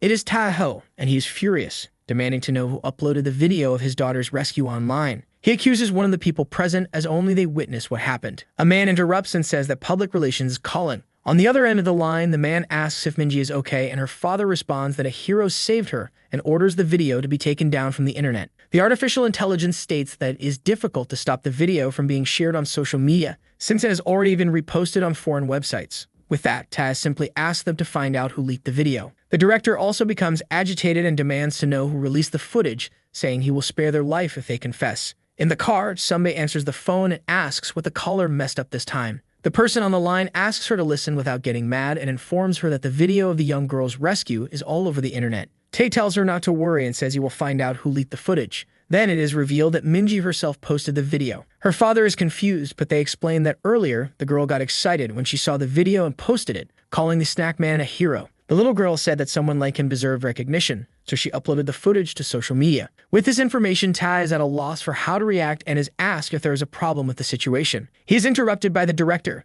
who says he is disappointed in him. Shouting, the man says he thought the young girl's father would be able to distinguish right from wrong. The next day, someone watches the rescue video on a computer and says it is insane. They remark that it looks like a promotional video for a new movie, as no normal person could perform those actions. The group agrees that when the film is released, they will get together to watch it. Looking more closely at the footage, one of the people in the group notices that the young man in the scenes resembles Kanjin. Thoughtful, the blonde girl says that the image quality isn't great, but the body looks like they're friends. Another young woman says that even for him, performing those movements so effortlessly would be extremely difficult. Missing him, they wonder when he will return to work. A blue-eyed masked man appears, fighting against opponents. Sitting on the floor, the actress watches the scene. The young man is ready for the scene. The signal is given, and the filming begins. Looking deep into the girl's eyes, he asks if the poor princess is safe. The scene is recorded, and the director thanks everyone present on set. After filming, the man says that Kanjin's action scene was perfect, but when Sunny looked at Yuchen, her eyes changed completely. Running toward the protagonist, the director says he did a great job that day and thanks him for the footage. Kanjin asks if the work is finished, and the other young man replies that it is and that filming will resume the next day. Before leaving, he asked about the situation regarding Minji's rescue video. The man explains that the video was exposed through various national and international channels and is circulating widely. But at least there have been no negative reports about the kidnapping, as that would harm the film. However, by luck or misfortune, people understood the video as a promotional teaser for the new movie. Additionally, he explains that they silenced the witnesses and are maintaining the story that it is a promotional video. Kanjin asks how Taho is doing, and he responds by asking how the young man thinks he feels, knowing that his daughter's video is circulating, but that this is actually for the best. He states that thanks to the protagonist, they were able to sustain the narrative that everything was fiction. Moreover, with the success of the film, the script was changed, and now Shin-eun has been given a lead role, which makes the girl grateful. Happy with the results, the president says he would like to treat the young man to a drink that night. He also invites the other actors from the movie, as everyone worked hard to make the filming happen. The AI recommends that the young man accept the invitation, and he agrees. Later, the meal is served and both the food and drinks look delicious. Observing his companions, Kanjin thinks that Jeonjin has a wild side that is quite apparent. Before the girl can serve herself, her companion says he will serve the protagonist, but the young woman refuses and says that is her job. The two start arguing over who will pour the drink, but the president ends up doing it himself. Looking downcast, the man says he has always dreamed of being a film director. He explains that since high school, he had been looking for opportunities in the film industry and participated in some independent films. After making a few failed productions, he realized that he didn't have the talent for that profession. With that, his father offered him the chance to join the family business, but he didn't want to leave the industry, so he became a producer. Supporting him, Kangen says he believes the man will still find success and encourages him to stay positive. Still seated around the table, the conversation continues, and Taho says that if the film fails, his company will be at risk. He explains that the company is a manufacturing firm that produces military and police equipment and has a solid reputation. His father gave him some shares in the company, but he cannot sell them, as they are his father's and brother's livelihood. The man explains that he invested over $10 million in the film and used his shares as collateral. The actress is shocked by what she hears, and Tai says that if the production fails, his father will find out, and that would be disastrous. Yuchen says that the president was truly bold to take such a risk. They ask what the company is called. He says it is Chidolin Engineering. The artificial intelligence calls the protagonist and says it has information about that company. Without wasting time, it begins detailing all the data stored in its system and states that in 2024,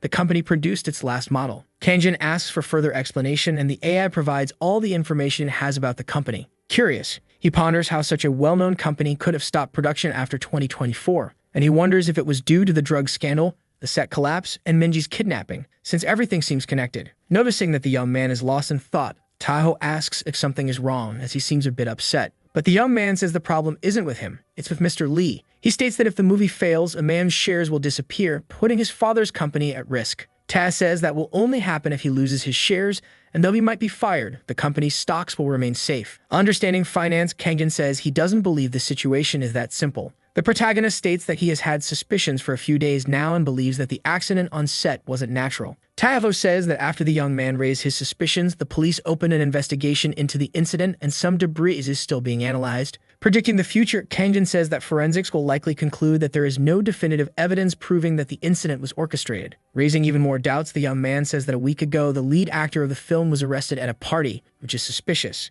Yuchin explains how the arrest happened and asks what that has to do with the current production. And the protagonist explains that the arson was an unforeseen incident that wasn't in anyone's plans. Everyone else is left in shock by what they hear. He says that because the police raided the party, the movie had to be refilmed within a week. Kanjin asks what would have happened if the incident had occurred right before the movie's release or just a day before its premiere. Pressing further, he continues questioning what would have happened if they had waited until the eve of the premiere to report the party. The table falls silent, and the other actors whisper that the film wouldn't have made it to theaters or would have been pulled shortly after. Speaking to Taiho, the young man asks if, in case the movie fails, the plan is to ask his father for help, and he confirms. The young man states that if this is a setup and the movie fails, his father's company will also be a target. With that, Chilin Engineering wouldn't be in a position to help Mr. Lee's film company. Trying to justify himself, the president says he would use all his connections if that were to happen. But Kanjin pushes further, asking if, had Minji really been kidnapped, Mr. Lee would even be in the right state of mind to handle such actions.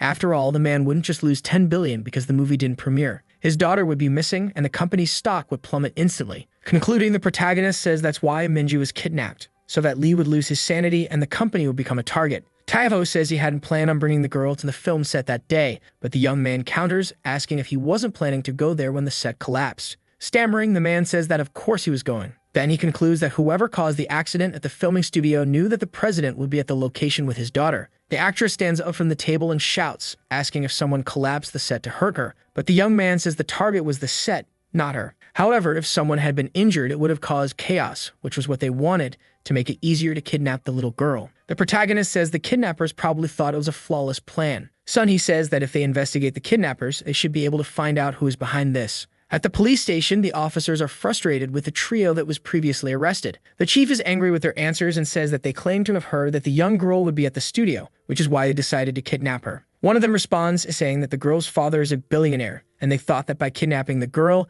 they could demand a huge ransom. And since it was a mountainous area, the trio believed no one would be able to catch them. But they all claim not to remember who told them about the rumor that the girl would be there, only that they heard it at a bar. The chief orders an investigation into which bar it was, but the police say they already checked, and there's no evidence. Back at the restaurant, Kanjin says that would be the scenario if the movie failed. The others say it sounds like an interesting story and that they were completely immersed in it. As everyone talks about how this could make a great screenplay, Minji's father sits in deep thought. Later, Yuchin leaves the bar quite cheerful from the drinks he had. Reflecting on what happened, Tavo says he won't use the company's shares like that again. Meanwhile, Kanjin thinks the company must be strong because otherwise, they wouldn't risk something so dangerous. His thoughts are interrupted by Sunhee, who asks if he has time to have another drink with her. He agrees, but says all three of them should go together. Later, Lee Taho's father yells, calling his son an idiot, saying he can't believe he used the company's shares to fund a movie. Regretful, the man says it's a project that could help the company grow and improve its image. Lee Ta-sung, Taho's brother, says that the company's situation isn't good. Taho asks why, since he had heard that Chilin was developing an amazing new product. His brother says that because of this, someone has been trying to interfere with the company's bids.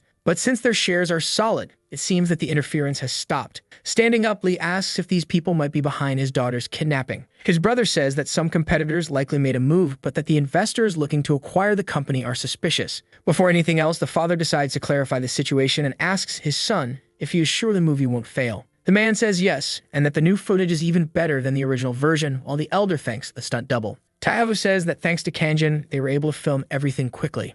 His father thinks that if his son's company is doing well, Chilin is protected from external attacks and asks if he is right. Agreeing, the young man says they are protected, but that he will further reinforce their defenses. Before saying goodbye, the older man warns that if his son touches the shares again, he will disinherit him. Going to his room to sleep, the boy thanks Mr. Kanjin for his help, but he is interrupted by his father, who says he needs to reward the protagonist since he helped him a lot. However, the young man thinks that the boy is already at a level beyond where he could offer him any position. One of the girls working in the computer area receives a ticket to watch the movie and is asked if she wants to attend the premiere. She says she is not sure and that she has no time, while Kanjin says she does not need to worry about going. However, she changes her mind. The other coworkers ask the boy about their invitation, and the protagonist questions whether they will not be working. Quickly, the two say that new workers have started at the place, explaining that they are robots that clean everything by themselves. Returning to the movie topic, everyone comments that they saw the promotional video for the production and found the publicity beautiful. They say they can skip their part-time job to accompany the young man at the movie premiere. But the protagonist believes it is just an excuse for them to take a break. Later,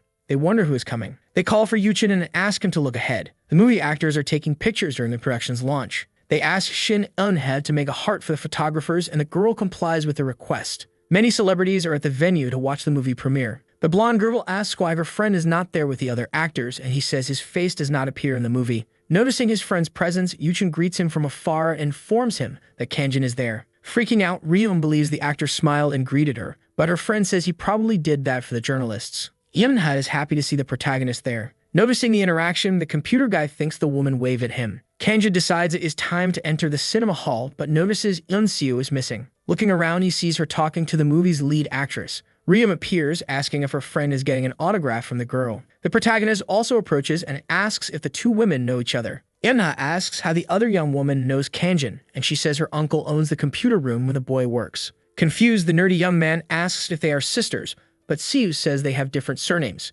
However, they do know each other as they grew up in the same neighborhood when they were little. Talking to Yuchen, Kanjin asks why he acted as if he knew him in front of the reporters. Ryum is incredulous upon seeing her friend speaking so casually with the actor. Minji appears, calling for the snack boy. Picking her up, he asks how she is. The girl's parents approach and say they have saved good seats for the young man. The fact that actress Jang Mi-jong is there shakes the protagonist's friends. He says he already has tickets, but Taho asks him to discard them since he is one of the production's lead actors. Happy, the friends wonder if they should learn to cook so they can sit close to a celebrity too. In the cinema hall, the director says he would be happy if Kanjin went up on stage for the greetings, but the young man declines, saying he is not an actor. Thoughtful, the director says that if it were not for the boy, they would have hardly finished filming the movie. The screen lights up and the production begins to play. Outside, two people listen to the sounds coming from the cinema hall. The two get curious and wonder why the audience is gasping all at once. After the screening, the movie ends and everyone applauds the cinematic work. The eye says that if it were not for the boy's help and hers, it would have been a rather ordinary film. Those who watched the movie say that the 2 hours flew by. The next steps are the greetings on stage and the interview with director Sun Ta-min and the actors.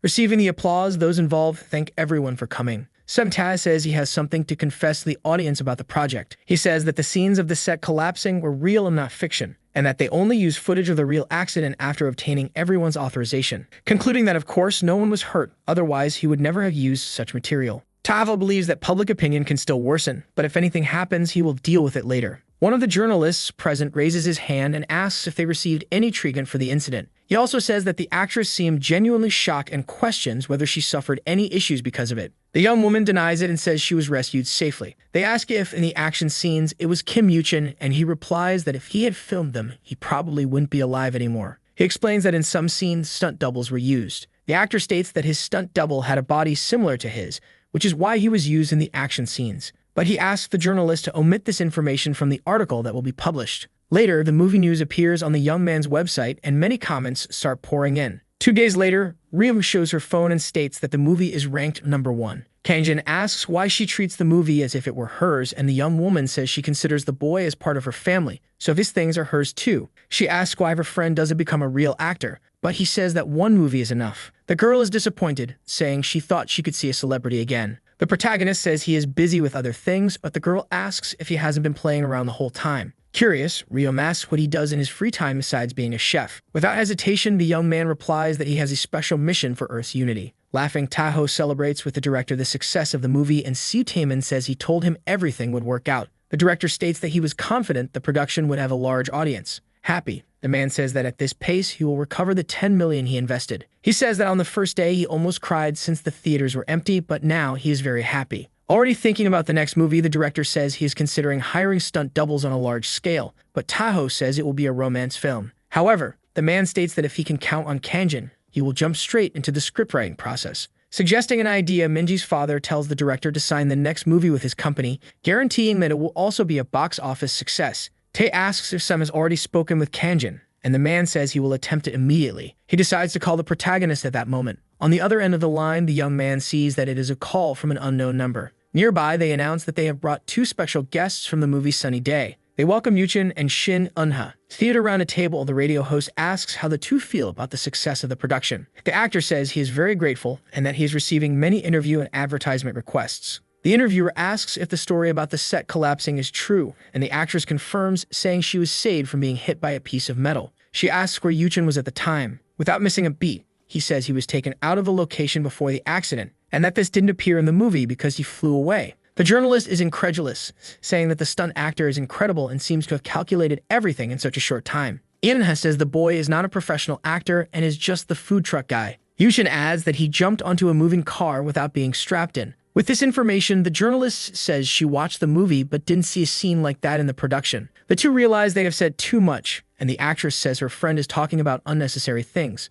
Changing the subject, a question arrives from the audience asking if the video of the car stopping was actually part of the movie's promotion. Both actors start sweating nervously, unsure of how to respond. In the chat, everyone starts asking about the scene and how the young man stopped the car. Listening to the interview, Tavo freaks out at the actor, calling him an idiot. Desperate over what was said, the man believes he needs an urgent strategy to resolve the situation. His employee says they will need to reveal the young man's identity earlier than planned, which was originally set for 20 days later. Tae asks if there is no other way, but the young man says that if they waste time, the situation will spiral out of control. He calls Kanjin and explains, but the boy says that this revelation is already overdue since it could have been made on the day of the accident. More at ease, the man says that the protagonist always sees the positive side of things and that now they just need to deal with the situation. The AI says it will make people see the video as something impressive rather than serious, and that instead of feeling guilty about Minji, the focus should be on how Kanjin was asking if the boy is okay with that. He says to move forward but not to mention his name. On the radio, they decide to take a commercial break and return soon with part 2 of the interview. Speaking on the phone, the actor apologizes for what happened.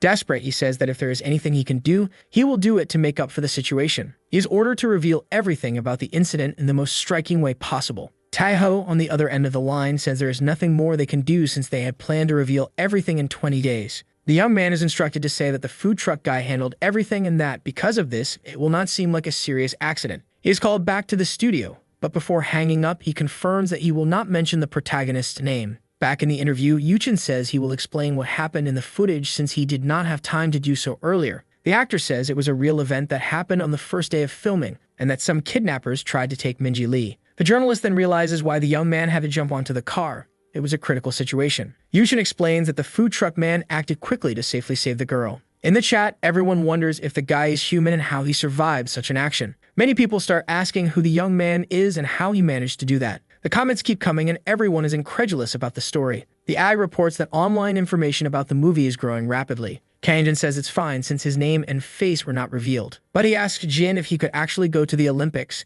and the AI says he wouldn't pass the doping test. He asked about baseball, and she responds that the sport also controls doping. Tired, the boy says he won't do anything else and lies down. But the AI says they need to change their temporary base to something more stable, and that any place would be better than that computer room. Thoughtful, the young man asks if they could build a new base with the budget they have. Jane says that the payment for the current movie has just arrived, and the protagonist asks how much he received. He is informed that 5 million won have been deposited into his account. Ryum appears and says that from the moment she saw the video, she thought the stuntman was Kanjin. She says she has a good eye for recognizing people and finds the situation very cool. Talking to her friend, she asks if he has ever seen someone who looks like Kanjin before. The young man replies that the person he saw was incredibly skilled as well, but that, in any case, they weren't better than the protagonist. Lying in bed, the boy says his ears are burning and wonders what that could mean. A woman enters through a door and is welcomed. It is actress Eunha, and she asks if this is where Kanjin works. Surprised, the young man tries to ask if she is the famous girl, but is interrupted by Unseo. Happy, she asks what her friend is doing there, and the young woman says she came to talk to the boy and also heard that the store's food is good. The blonde girl informs her that the friend is in his room at the moment, and explains that he lives there, shocking the woman with the information. She asks why he lives there and if he doesn't have a home, but C says he temporarily eats and sleeps at the store. Concluding, she says she even offered him a place to stay in her house, but it would be strange for a man and a woman to live together. But it disagrees. Embarrassed, the blonde agrees, saying that Appa wouldn't be that kind of person. Then she tells her friend she can go to where he is resting. She approaches and knocks on the door, causing the protagonist to get up. The young woman opens the door, leaving the boy surprised by her presence. Wasting no time, she says she came to apologize for what Yuchin said on the radio earlier. Kanjin says that she wasn't the one who said anything, but she says that she also appeared in the same interview and feels guilty, and that, even if it wasn't true, he is probably getting scolded by Rose. Tired, the young man asks if she came all the way there just to say that. But Eunha says she also came because she heard the food was delicious. Frustrating the girl's plans, the protagonist says they are not serving food that day because he is leaving, and he states that he is looking for a place to live since that room is not ideal. Curious, the actress asks why he is living there, but the boy cuts her off, saying he has his reasons. Determined, she says she will go with him and that it will be nice to have someone helping him choose. Later, the two are inside a house that only has a refrigerator and an old air conditioner. Evenhud is startled to see that it is a small studio and asks if the stunt double didn't receive his payment. The girl doesn't understand how someone with great skills like him stays in a computer room and wants to live in a studio. She asks how much he got for being part of the movie and says she will help him find a better place. Without hiding, he replies that he earned $5 million, leaving the girl speechless. Quickly, she grabs her phone and calls someone. On the other end of the line is Taho's wife, who asks why she is calling. The woman asks if she is calling to plead for Yuchen. Yeonha says she will not comment on Sunbay's decision, and the woman says she will let him survive. All at once, the girl says she is calling because she thinks the amount her friend received for the movie is wrong. Unaware of the situation, the woman says the young man should have earned more and that she will check with Lee to see what happened. After the call, the actress suggests that she and her friend continue looking for better places while waiting for the woman's response. On the street, Yeonha walks, covered up to avoid being recognized by the people nearby. Meanwhile, Samba talks to her husband and says that he only paid $5 million to the young man who saved the movie, and Taho is also surprised. He says that director Sun was very busy with the film and did not inform them that there were changes in the recording. The two friends continue looking at the apartment in the meantime. Taho says the payment department just processed the amount that was recorded, but given the young man's work, that amount is unacceptable. So he recalculated the value as a stunt coordinator rather than a simple stunt double. That way, he decides to transfer $100 million immediately to the young man. At the apartments, the girl says the deposit is $5 million and that the rent is good for that price. Besides, it has a beautiful view, and the AI tells the boy that you will be able to see enemies from a distance. Curious, the girl asks what the young man will do with the rest of the money, while Jean suggests he buy a car. Kangjin says he needs a vehicle, and the actress suggests a place she considers good. Not understanding, the young man asks the girl why she wants to help him, and he directly asks if she likes him. The girl gets embarrassed, asks what the boy is trying to say, and yells at her friend, saying that question is ridiculous. She says she is an actress and that her schedule allowed her to be free that day and everything else was a coincidence. Irritated and shouting, she says she would help the young man even if they were just friends. Noticing the young woman's reaction, the boy says he was just joking and thanks her for the help. But Yeonha is still upset and says she didn't help him just to hear something like that. The artificial intelligence makes a comment and the protagonist tells it to shut up, but the actress thinks he was talking to her. Then, Yeonha says she wants to talk about the day of the accident. She says that if she had been hit by the steel beam, she could have been seriously injured, but he saved her. Otherwise, she would not be alive at that moment. Thoughtful, she says she always thought she was fine with the situation, but when she was alone, she started realizing some things. When she went home, she kept thinking about what happened, and her heart raced. The young woman says this had never happened before, but since that day, she has been very anxious. She reveals that the accident kept appearing in her dreams and that being close to the young man makes her feel safe. After finishing her confession, she realizes that Kanjin wasn't listening to anything she said. The two go to a used car dealership. Yeonha gets irritated when she sees that he wants a car like that. She says there are many good cars in the place and doesn't understand why he wants that piece of junk.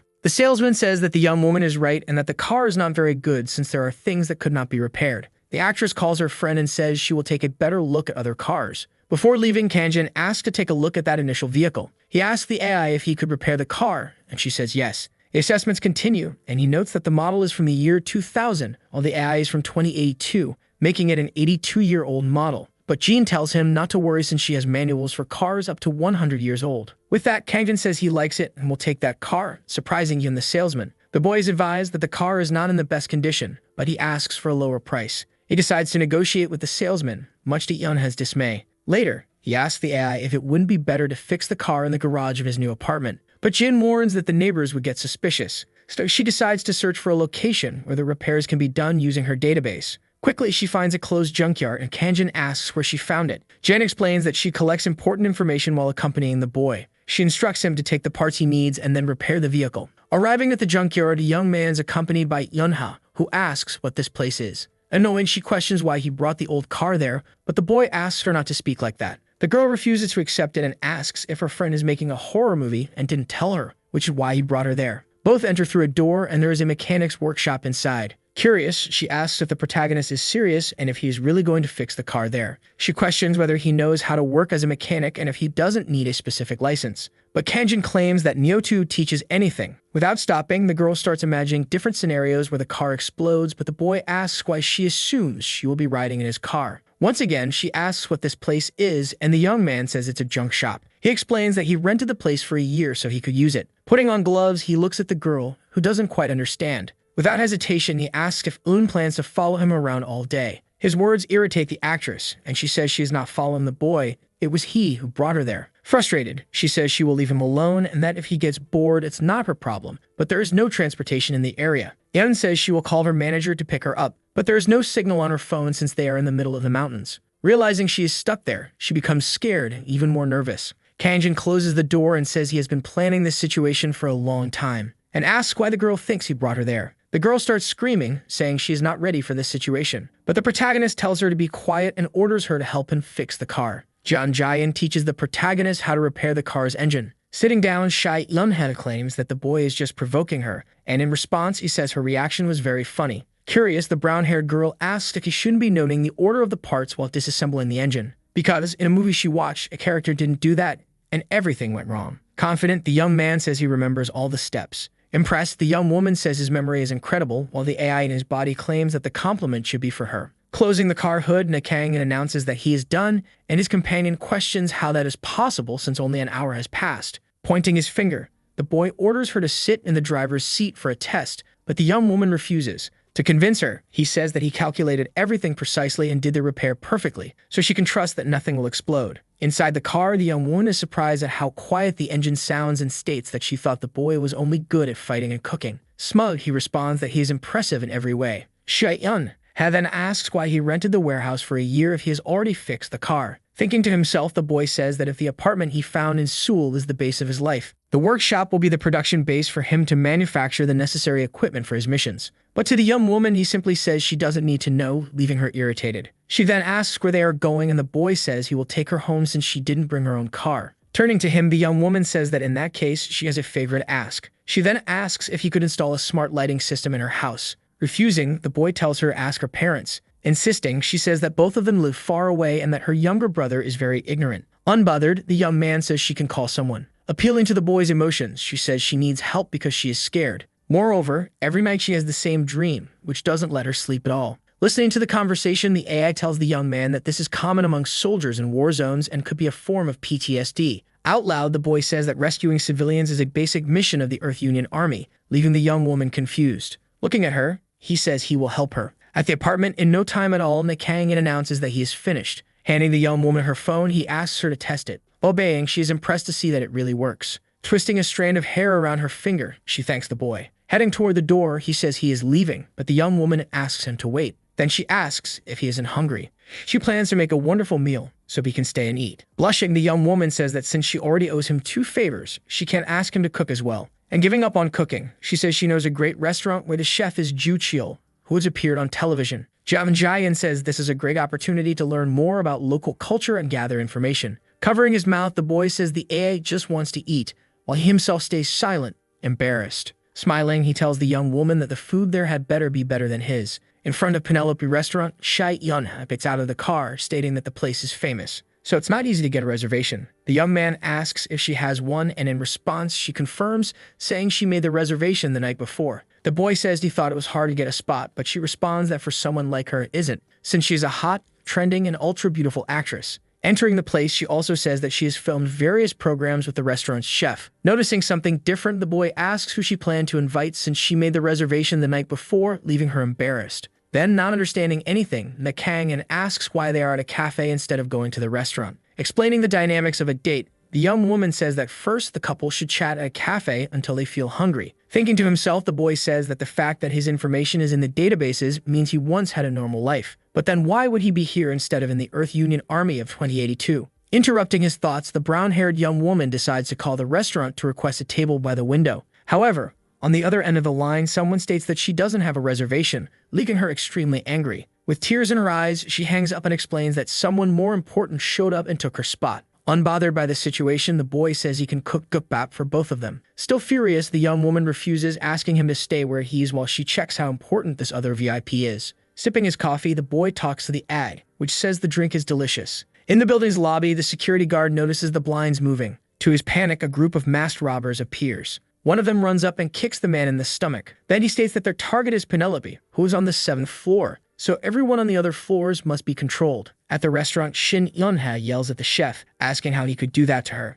The man apologizes but says that a very important last-minute reservation came up. So since she was the last person to make a reservation, there was nothing he could do, especially because her reservation was not official. Indignant, the young woman says that in that case, they should have warned her earlier. In response, the man says he thought the staff had done so, promising that if she returns the next day, she will receive special treatment. But the young woman says she won't be able to bring her guest tomorrow since she won't have any excuse for it. Sitting at the table that was supposed to be hers, a man in a suit talks to Hyung, who says over the phone that he will not attend. The man in the brown suit says that now he will have to eat alone. In response, the other suggests he call his wife or someone else. Apologizing for the inconvenience, he ends the call and the brown-haired man sighs, because eating alone is not something he likes or is used to. Looking to the side, he notices Shin Eun has presence and approaches her, leaving her surprised. He asks if she came alone, but the young woman says she has company, though her reservation was cancelled. Lee Tae-ho says that's good, leaving the young woman intrigued. Explaining, he says that his guest cancelled, forcing him to eat alone, but now he can join the young woman and Neg Kang-in. After all, 3 is better than 2.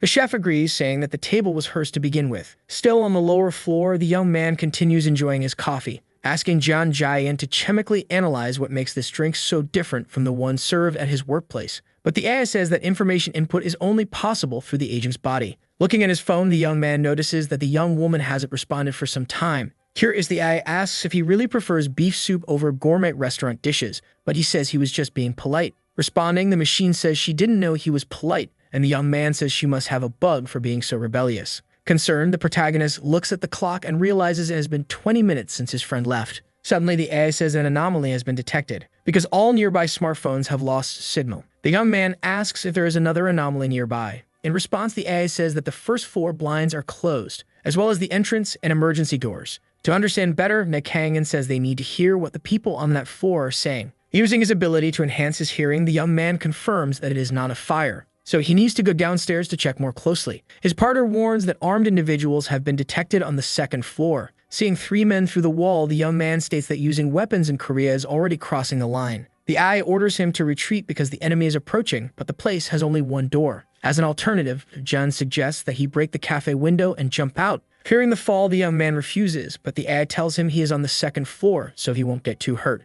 In the restaurant, the robbers break down the door, shooting at the shelves and causing panic. Then one of them demands that everyone remain silent, stating that anyone who screams will be eliminated immediately. Lee Tae-ho, with his hands up, asks what is happening and if this is some kind of setup. But upon looking at the chef's face, he concludes that it is not. Shin Eun-ha asks what they should do. In response, the man says they need to stay calm and do as they are told. So everyone in the room begins moving silently to a corner. Nervous, the young woman says that Neg Kang-in is on the 2nd floor, worrying the man in the brown suit. Grabbing her phone, she says that if she calls the young man, he will come to rescue them. But suddenly, a gun is pointed at her head. The robber next to her says that phones are forbidden, and that there is no signal anyway. Frightened, the young woman raises her hands and starts sweating nervously, as she moves to the corner of the room as the man ordered. Afraid, the president says that no matter how strong the young man is against a gun, there's nothing he can do. Meanwhile, the hero, still on the 2nd floor, analyzes the idea of breaking the window to escape. However, remembering his mission to rescue civilians for the United Earth Alliance, he states that retreating is not an option. Suddenly, part of the gang of robbers invades the cafe, ordering everyone to raise their hands and stay still.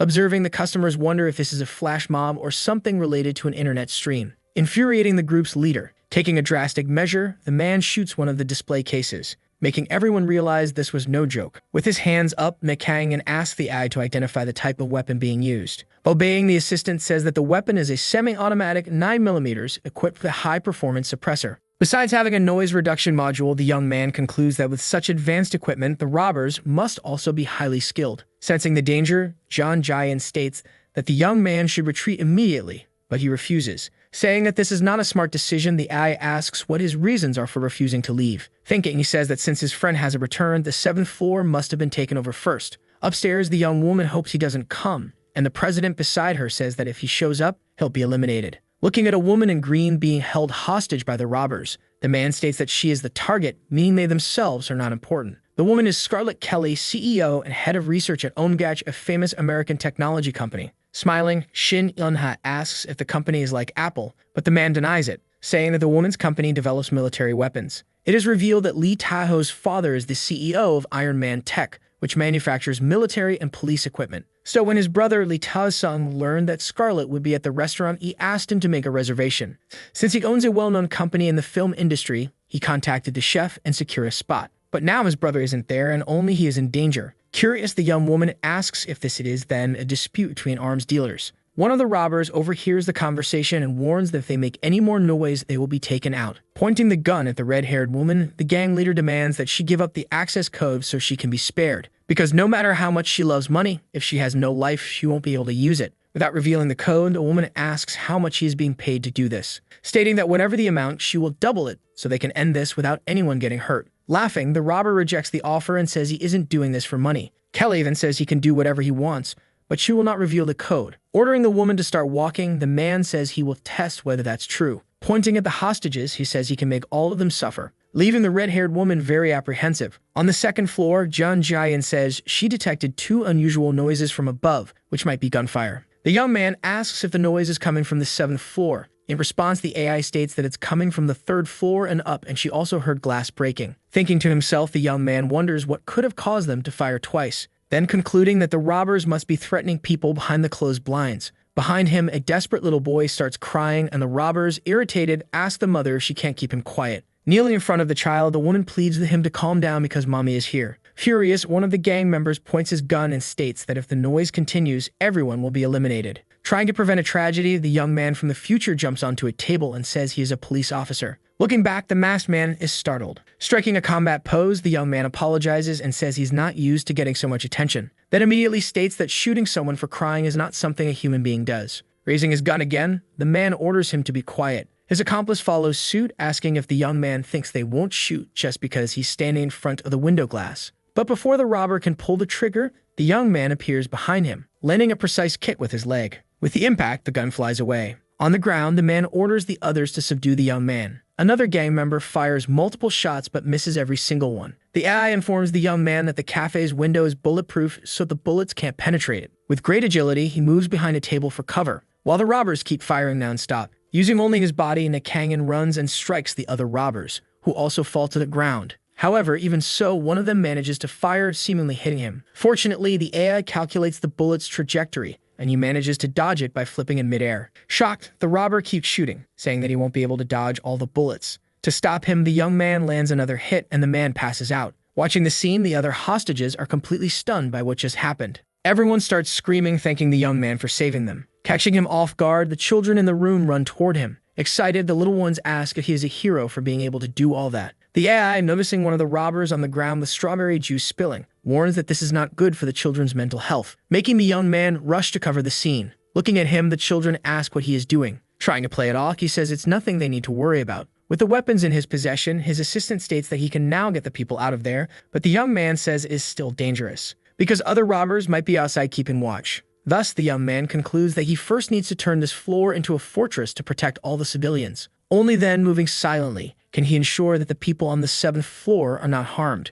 Removing the robbers' masks, he notices that they appear to be foreigners but of the same ethnicity. So the plan must be to take something from here and escape abroad. Seeing that their firepower is still low, the AI orders him to hand the weapons to the civilians. Surprised, the young man questions how the AI knows this is the right move. In response, she says that basic tactics are stored. Picking up one of the weapons, the young man asks if at least 2 people here know how to handle it. 4 people raise their hands. John Jian warns that there may be spies among the group, so he must choose carefully. To make his decision, the young man asks about the volunteers' backgrounds. Based on this, he decides to give 2 of the 4 men a weapon. Because both have children, meaning it is unlikely that infiltrators would have brought their kids to do something like this. Then he informs them that he will check the other floors while the men stand guard. Giving instructions, he asks that the 2 not hand the weapons to anyone and not let anyone enter except the police. Searching the tied-up robbers, Nakangan picks up a radio that seems to have been modified for short-range communications. Suddenly, a voice comes from the device saying they heard a noise and asking what's happening. Using the ad, the young man alters his voice to sound like the masked man with the rabbit face,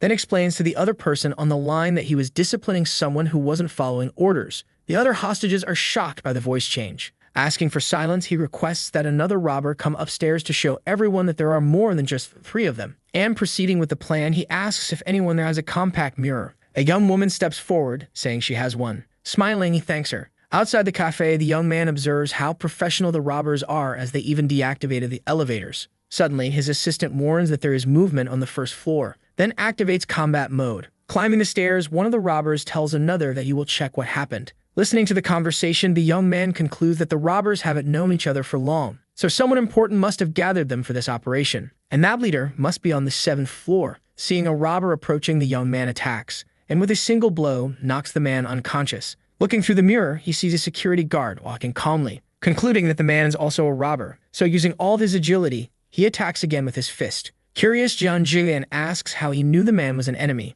In response, the young man says he saw the radio he was carrying. Trying to earn some praise, the AI says that if she hadn't interfered, the punch wouldn't have been effective. The young man then tells her she's amazing, then asks her to stop talking. Returning to the cafe, the young man takes the two tied-up robbers to the corner where the others are, turning his attention to the real security guard, who was found unconscious. The two men standing guard with weapons say they can leave now, but the young man says it's not possible, because besides the powerful weapons, the gang might have planted traps like landmines at the entrance. Additionally, the shutter button in the security room isn't working either. So to fix it, he will have to go to the control room upstairs, shocking the two men with his courage. Reaching the third floor, the AI reports that no one is there and that all rooms are locked, just like on the fourth floor where there are no breathing sounds, only the sound of sparks coming from behind an open door. Looking through the crack in the door, the young man realizes he has found the control room, but is completely destroyed, making it very difficult to call for help. Recapping the robbers' movements, Kang-in concludes that Shin Yun-ha is not the target. His assistant agrees, saying that the young woman is not a strategic target,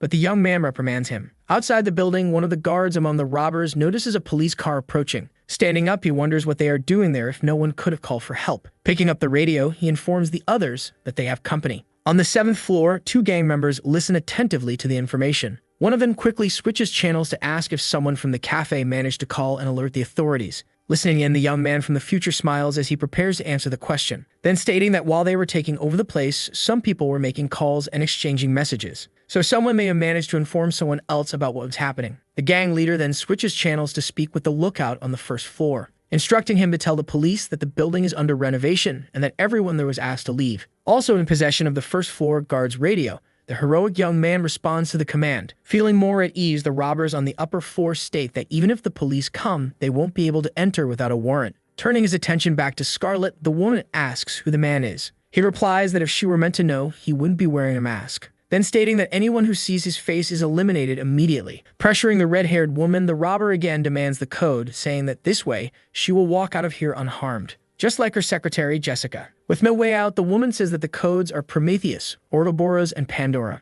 then orders the men to let them go. But to her misfortune, the leader says they will verify them first. Surprised, she asks how, since the communication lines were cut. In response, the robber says they have other means. Picking up the radio, he relays the 3 codes to one of the men outside the building and asks him to check. But Kelly interrupts and says the codes are fake. As punishment, the gang leader fires. But not at the woman, he shoots a bottle of wine instead. Even so, the secretary faints. Panicked, the red-haired woman starts screaming. Meanwhile, the robber states that playtime is over. Outside, a police officer asks his partner if he's sure it's not a prank. The other man confirms, saying that the tip he received is legitimate. Approaching the building, they look at the cafe windows, which are covered with signs asking for help. However, one of the officers states that they should leave, as this must be a hoax. Despite his concerns, the other obeys. So both get into the car and leave the area. Relieved, the robber outside watches the car drive away. Picking up his radio, he informs the leader that the police have left. In response, the leader tells him to keep watching. Holding Scarlett's face, the leader says she looks exhausted, then stating that she only has one more chance before he decides to end everything. Shin Yun-ha and Lee Tae-ho observe the situation but fail to grasp the gravity of what is happening. Meanwhile, on the ground, the red-haired woman looks at her unconscious assistant. On the road, one of the officers inside the car asks why they are leaving when it's clear that something is wrong. In response, the older man says it's because they wouldn't be able to resolve the situation as the entire building has been taken over. So they must act wisely to avoid making things worse and pretending nothing is happening as part of the plan. Thus, picking up the radio, they call for reinforcements. Moments later, people inside a white van discuss the identities of the hostages. Looking at a list, a group of 4 men realizes that there are important people in the building, making this situation even more complicated. Upon hearing the name Shin Eun-ha, one of them is in shock. Everyone wonders why these people had to be in the same place on this particular day. Another man responds that it must be because of Chef Oh Jucho's food. Concerned, one of the team members states that the media will be ruthless if any of these celebrities get hurt, so they need to handle the situation as efficiently as possible. Arriving at the building, 2 of the men move to the rooftop of the building across the street and inform the captain of their positions. At the entrance, the captain orders everyone to retreat due to an explosive placed at the door. Inside the van, the brown-haired young man asks what they will do. In response, the captain says it's now in the hands of counterterrorism. All they can do is wait for them to arrive and secure the perimeter. On the 7th floor, one of the robbers informs the leader that Special Forces police have arrived. So the leader states that they must proceed with Plan E. Obeying, one of the henchmen points his gun at Lee Tae-ho and orders him to come along. Panicked, the president asks why, especially so suddenly. Pointing the gun at Shin Eun-ha, the robber warns that he will go downstairs to deliver a message. unless he wants to be eliminated right there. Trying to save himself, the man in the brown suit quickly says that the young woman is not his girlfriend. Terrified, the young actress wonders what is happening while desperately pleading for help in her mind. On the staircase, Nakang questions how many members the gang has to have been able to set so many traps on each floor. Suddenly, voices start echoing from the steps above. The robbers are coming down with the president while threatening to eliminate the actress, the future hero's friend. Hiding behind a door, the young man positions himself to continue observing. Warning about the traps, one of the robbers says that the man in the brown suit will go first, scaring him even more. Sweating nervously, he starts descending the steps slowly, and as he reaches the last step, he hears a woman's voice coming from an open door. He then approaches to see who might be inside the room. Descending the stairs, the robbers question where all the traps they planted have gone. With a hand gesture, Nakang signals the president not to reveal his presence. Surprised, the man realizes it was the young man's voice and notices that he has a different expression. The robbers get closer, saying that whoever is there just needs to be taken down so they can move on. The eye alerts him that an enemy is approaching, and the young man quickly strikes, catching the robber completely off guard. Falling to the ground, the robber accidentally shoots one of his allies, but the man was wearing a bulletproof vest. Realizing the situation, the young man grabs the gun and fires at a spot not protected by the vest. Then sprinting, he begins attacking the others. Behind him, the man in the brown suit watches everything with his mouth wide open. Then he asks if the young man could be his girlfriend instead of Shin Eunha, but the young man declines the offer. Writhing in pain and completely defeated, the robbers look up at the two from the floor. Nakang asks the Ai about the other gang members, but she replies that she hasn't detected any further threats. Turning his attention to Lee Tae-ho, the young man asks if he came from the 7th floor, and the man confirms. Thus, the young man asks about the current situation there. The man explains that the robbers changed their plans and now want a getaway car, which he was supposed to arrange. Suddenly, the gang leader speaks over the radio, having heard screams, throwing the man in the brown suit into a panic. Mimicking the voice of one of the robbers, the young man reports that there were 2 hostages on the 5th floor, but the situation has been resolved. The leader says he thought all floors had been checked, but the young man responds that there was a hidden passage. Noticing the voice change, the president asks how the young man can do that. Handing him a bulletproof vest, the young man says that voice mimicry is his specialty. Then asking about Shai Eunha, the president states that the young woman was fine but under heavy surveillance. John Jae-in comments that they have probably realized she is a celebrity. Afraid something might happen to his friend, the future hero declares that he will go up to the 7th floor, and the man says he will go too, because besides being armed, he is also a former army sergeant. The young man asks what his role was in the military. In response, the man says he was part of the public relations division, so the young man refuses to take him along. That tells him that all he needs to do is keep an eye on the unconscious robbers, and if they wake up, just grab the gun and shoot. Upstairs, the gang leader screams while demanding the code. Scarlett replies that she will never reveal it, even if it costs her life. Furious, the man points the revolver at the woman, warning that if that's what she wants, so be it. Suddenly, 2 of his subordinates are thrown aside. Surprised, he looks toward the door and sees the young man who attacked the 2 men. Everyone in the room wonders if the police have finally arrived. One of the robbers grabs Shai Eunha, while the others start firing relentlessly. The young man starts moving through the room, dodging the bullets with agility, jumping off the floor and onto the walls as if it were an everyday thing. With his feet, he pushes off, grabs one of the robbers by the arm, and uses him to strike the others. His assistant warns that all of them are wearing bulletproof vests. Grabbing a gun, Nakang begins to fire. Shocked, everyone watches and murmurs that the young man's speed and strength are inhuman. The Ai informs him that his friend is not in the room. One of the hostages explains that she was taken along with another foreign woman. The young man orders everyone to go down the stairs, find Lee Tae-ho on the 5th floor, and then head to the 2nd floor. Looking for a hiding spot, the leader, along with the remaining henchmen, says he doesn't think the young man is a police officer. One of them asks why they are taking the actress since she won't stop talking. The leader replies that if the police chase them, they can just throw her away, but for now, she is useful. Panicked, the young woman pleads for them to stop speaking in a language she doesn't understand. Suddenly, the door bursts open as the young man from the future storms in. 2 of the robbers start running toward him, urging the leader to leave first. Activating the combat mode provided by the AI, the young man flips midair, striking the enemies from behind with a weapon. Furious, another robber starts shooting, but none of the bullets hit the young man. He starts shouting his friend's name as she is held hostage. Understanding the plan, she ducks and the shots hit the robber instead, who falls to the ground, screaming in pain. The leader, still holding Scarlett, prepares to fire while the woman struggles to free herself from his grip. However, changing his mind, the man points the revolver at her and orders the young man to stay put unless he wants her to be shot. Outside the building, the police manage to deactivate the bomb, clearing access to the 1st floor. Opening one of the doors, a hostage emerges along with other people, all with their hands raised. A panicked woman explains that terrorists invaded the cafe and took everyone hostage. But someone even more terrifying than the robbers appeared. and not only dodged every bullet but also defeated the men in the blink of an eye. Other people step forward and start declaring that the young man is a hero. Surprised, the officer asks if they are sure about what they saw. Beside him, his colleague remarks that it seems like everyone there is hallucinating. Concerned, the captain warns that the gang might have used chemical weapons, so the team must put on gas masks.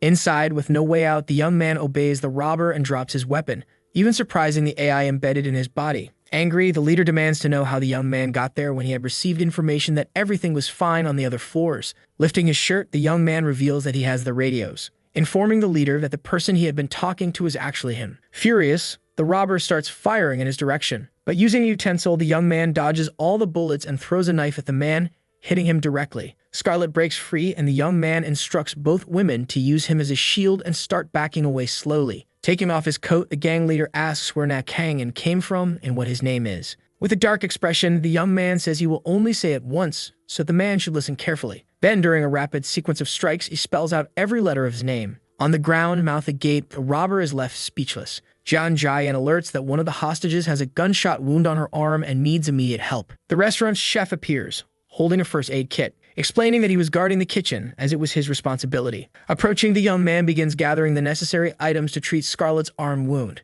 The AI informs him that the injury is not too severe, so it will be easy to handle. Finishing quickly, the young man advises the woman to go to the hospital as soon as she leaves to receive proper treatment. Smiling, she thanks him for his help, while the young man's friend is surprised that she speaks Korean. Explaining, Kelly says that her grandmother was Korean. Shay Unha, irritated, tries to understand the situation, while the woman states that the young man must be a government agent sent to protect her. Responding, he says he is just a local food truck worker. On the stairs, the special forces rush up the steps, finding the president on the 5th floor, armed and wearing a vest. The agents start shouting, demanding to know who he is. Happy, the man celebrates and says they have finally arrived. Thinking he is a robber, the squad advances, ordering him to drop his weapons. Lee Tavo reveals his identity and things calm down, allowing the police to shift their focus to the terrorists on the ground. The man explains what happened there and says that he was not the one who took down the robbers. But suddenly, the officers start shouting about the traps in the corner of a wall. Picking up one of the bombs, the man in the brown suit informs them that all of them have been deactivated.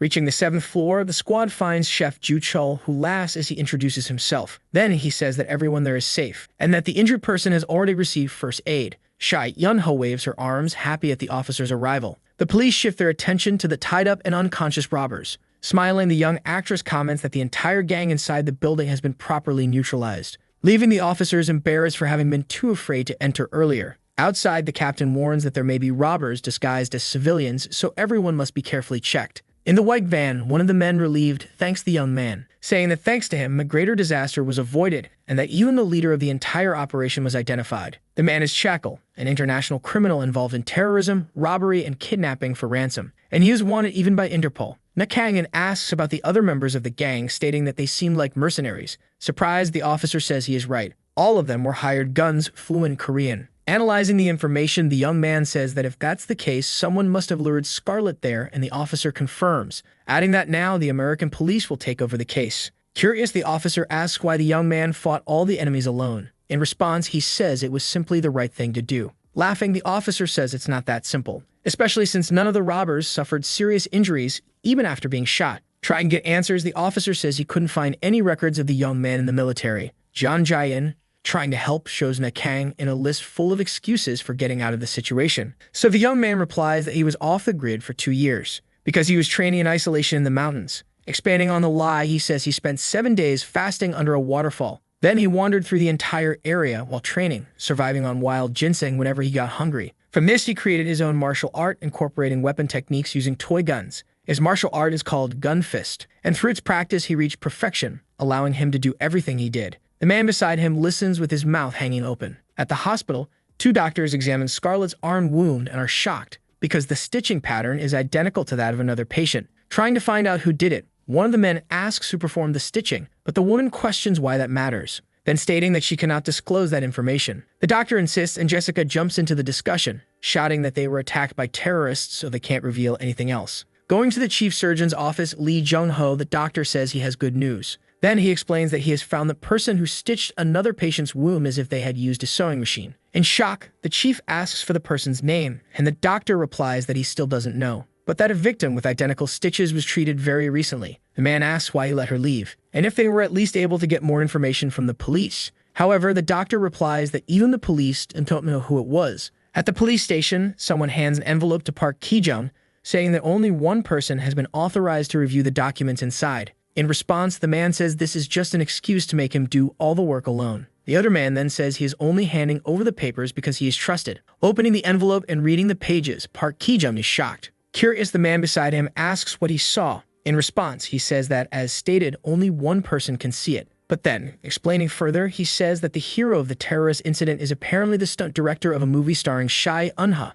and the most shocking part is that they know him. The team leader asks if that person is some kind of criminal. His subordinate denies it and says that the young man is the same one who helped them in an incident with a criminal before. Upon hearing the information, the leader is completely shocked, questioning how they should refer to someone like that. In a large meeting, men in suits discuss the information that the two officers uncovered, saying that even though the target of the investigation is Chaekil, they cannot simply ignore Na Kang-in, who handled everything alone and has already saved someone from a burning building while walking on a rope. One of the men says he checked the young man's entire background because he thought he was part of a special forces unit, discovering that he was honorably discharged as a sergeant from an administrative unit. Another man asks if that couldn't be a cover, but the leader of the meeting questions why the military would use a combat specialist as an administrative employee. Joining the conversation, another officer says that the young man claimed he had been training in the mountains for 2 years. Confused, the chief asks why his subordinate is joking at a time like this. The same officer replies that he is not joking. 2 days pass, and at the internet cafe, Shai Eun-ha arrives completely disguised. The AI quickly detects the young woman's voice and informs the young man. Turning to look, he asks what she is doing there. In response, the young woman asks if he could be a little kinder. Then, she hands him a bag. The actress says that since they didn't get to eat last time, she brought ingredients so he could cook, and they could finally eat together. Turning his back, the young man tells her to leave, but she refuses. Asking for honesty, he says that if she tells the real reason she is there, he will make the food. Completely embarrassed, the young woman says that being near him makes her feel at peace. Ignoring the revelation, the young man comments that she brought fresh ingredients, so he will prepare some seafood dishes. Sometime later, the food is ready. Gathered with a blonde cafe attendant, they observe how delicious everything looks. As she eats, the young actress even becomes emotional. A voice suddenly asks if they can try it too. Scarlett appears, surprising the trio with her presence. Na Kang-in asks how she found the place. In response, the woman says she has friends in Korea, so she simply searched for his name and workplace. Then she reveals that she wants to hire him as her bodyguard. The AI informs him that if he accepts the offer, he won't be able to engage in other activities. Thus, he declines relieving the woman's security guards. Insisting, Scarlett says he would receive a good salary and many benefits, but he replies that he doesn't need anything at the moment. Convinced, the woman says that if that's the case, she will just buy something to eat before leaving. After eating, she's in disbelief at how good the meal tastes. Standing up, she thanks the young man and says she is leaving now as she has a trip to take. But before that, she wants to know if he would be interested in working as a part-time chef at a party she's hosting. Following Jang Jae-in's advice, the young man takes the woman's contact card. Looking at Shin Eun-ha, who is visibly jealous, the red-haired woman remembers who she is. She asks the young woman to remember her because she is the ultra-beautiful actress from Sunny Days. In the car, Jessica asks Scarlett if everything went well. In response, she says that everything went as planned. Seeing the happiness on her boss's face, the secretary asks what the reason for her joy is. Smiling, the woman says she managed to discover some new information, because Na Kang-in turned out to be an incredible cook, and she will get to see him again soon.